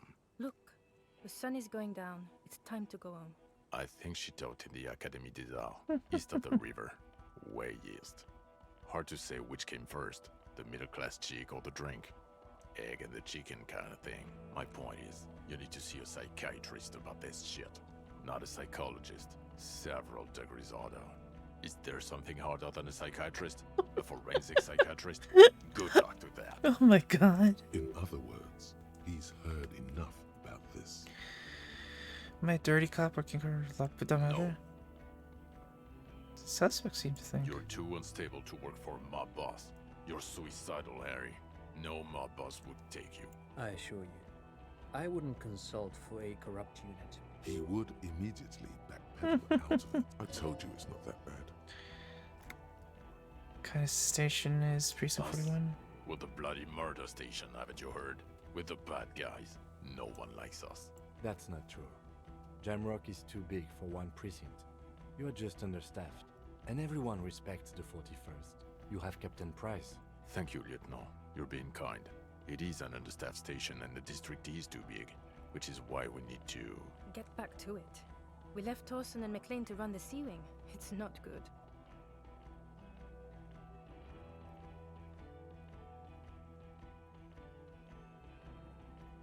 God. There are 4 wings, Harry. A, B, C, and D. We're in C. It's made of losers and clock punchers. You and I reconceptualized it as a task force. It was a mistake. There's also a lot of outside help involved, not only me. Other losers too. Mac the Torso Torsen and Chester McLean. They're not fit to run a wing. Believe me. Things are shaky as it is. They are damn iconic though, Torsen and McLean. Of course. Prices. Ptolemy Price? He's the son of the old Price, one of the founders of the RCM. Oh shit. He's one of the most highly regarded men in the force. You're lucky. Somewhere under the curved roof of a former silk factory, shaped like a ladybird with 2 chimneys, Police Captain Ptolemy Price sits behind a heavy wooden desk. Resident medic Nix Gottlieb pours him coffee. It's silent in the captain's office. Damn. They speak of change, the city, the tension on the streets. They speak of the events of April and the blood on the streets in May. So he remembers that. Yes, there may have been a raid on some churches. It wasn't good press. Shooting up churches never is. I was out of town, to be clear. What happened? Why did we go there? Our enemies were hiding in a church, to the best of our information. That's it. I'm not talking about this anymore. Your security clearance is shit tier right now. Shit You have to wait tier. for it to go up. Your clearance will not go up while you're within earshot of the Union headquarters. So work in the bloody murder station. Okay. It's not the bloody murder station. It's an old converted silk mill with green desk lamps and a coffee corner. A lot of good people work there. Hard. Every day. Jamrock is the largest ghetto in Rivershoal. Faubourg, technically, but it's divided into 11 districts. Jamrock only has us. The press will blow over. Jamrock is lucky to have you, and it's often considered to be the greatest of the districts. You're lucky to have it. Thank you again, Lieutenant. The fast bit. Who is Lena? She lives at 1113 Tabernacle Road in Jamrock. Tabernacle? It's on the way over. Near where you live on Perdition. Fine. If we're gonna drop you off anyway. She and her husband were conducting the search for the Phasmid. It's their discovery, in part. They should know as soon as possible. It would do you good to deliver some positive news for a change. What will you do now? Well, first I will go back to my station and write the most detailed report anyone has ever seen. It will have to be good to cover all these. Then I will have a serious talk with my captain. About what? Detective, we just stopped a small-scale war. Something is happening to Revachol. I don't know what yet, but it's going to be a hard spring for the RCM. We need to get ready, infiltrate, investigate. What is that with us? Talk to Captain Price? I'd rather not ruffle the feathers of 2 captains with my doom-mongering. I'm an investigate. Come work in Precinct 41. Work with Price? I'm flattered, but I don't know if I... Would fit in. Am crazy enough. Can take the stress. He doesn't know how to finish the sentence. This truly came as a surprise to him. Not a bad one, but he's at a loss. Flattered? You're Lieutenant Kitsuragi. We would be flattered if you even considered. I would have to tie things up in GRIH first. But, I mean, whatever is coming, Jamrock will be more central to it than the harbor. And we also have a huge caseload, Lieutenant. Piles that we need to get back to. Mountains, even. I do like the sound of that. He's really considering it. I'm ready. Fuck it, let's go. Tron brought his motor carriage. It's a 20-minute drive to Jamrock. Under the night sky, the great district sleeps. A black chessboard of old wooden houses. 80,000 living souls inside. Fire traps as far as the eye can see. From Main Street to Precinct 41, atop the motorway, to Boogie Street, forking into the darkened horizon. You close your eyes and hear the dogs bark. A lone woman sits by a factory window, dreaming of meteorite strikes. On Rue de Saint-Jérôme, a square bullet slides into a square-shaped chamber. In Old South, a man without eyelids smiles. Spring has come. It's time. Dawson? Yes. McLean? Yes. Heidelstein? No. Vicmere? Yes. Dubois? Of course. Really? Nick Gottlieb looks up from the list. I hear he's unstable. You say that like it's a bad thing. Captain Potomny Price gestures with a ballpoint pen. It's dim in his office, and the curtains are drawn. Harry's our man. He'll pull through. When he does, he'll side with the people. Understood. Gottlieb returns to the list. Minnow? Of course.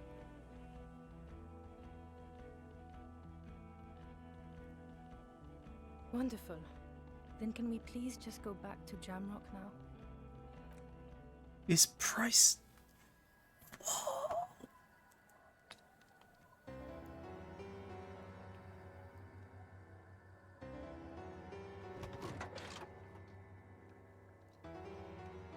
For real?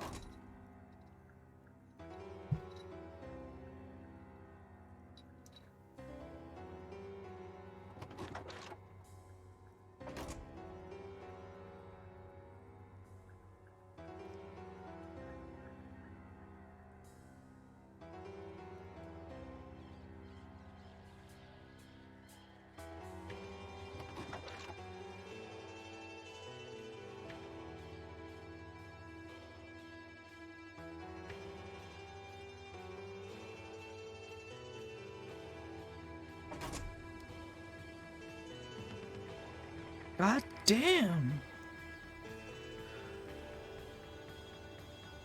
Oh, that's how it ends.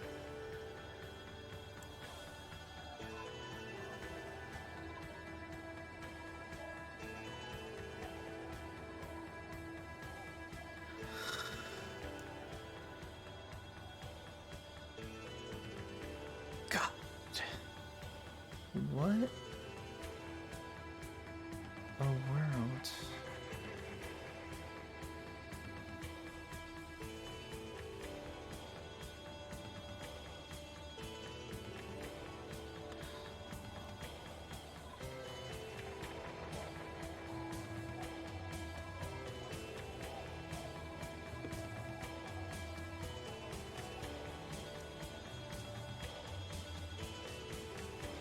So there's like no way to know what's gonna happen, huh?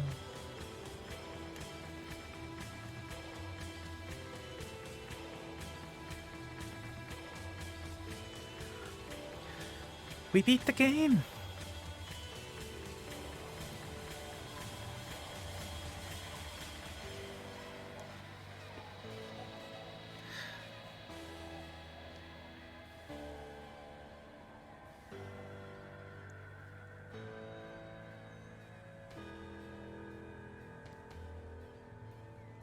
God. What a game. What a...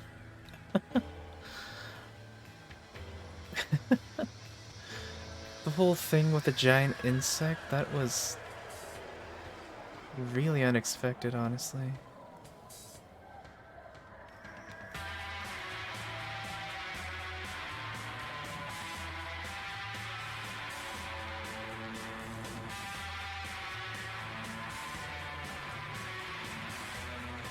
Okay. Guess that's the end of the game.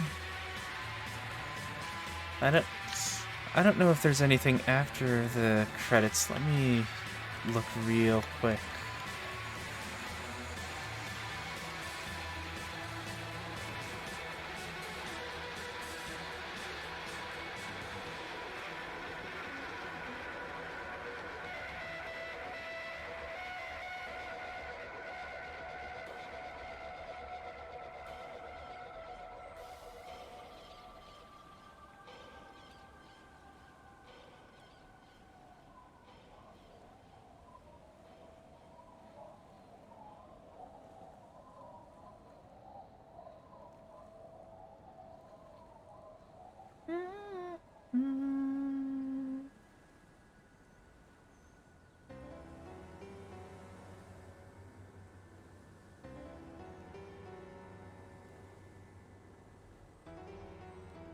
I guess not.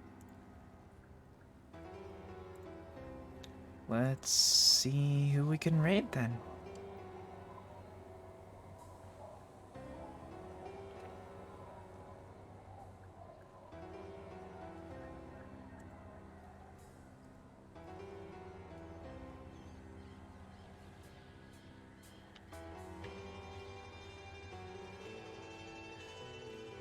Got Korak playing Lost in Random. Huh. That looks interesting.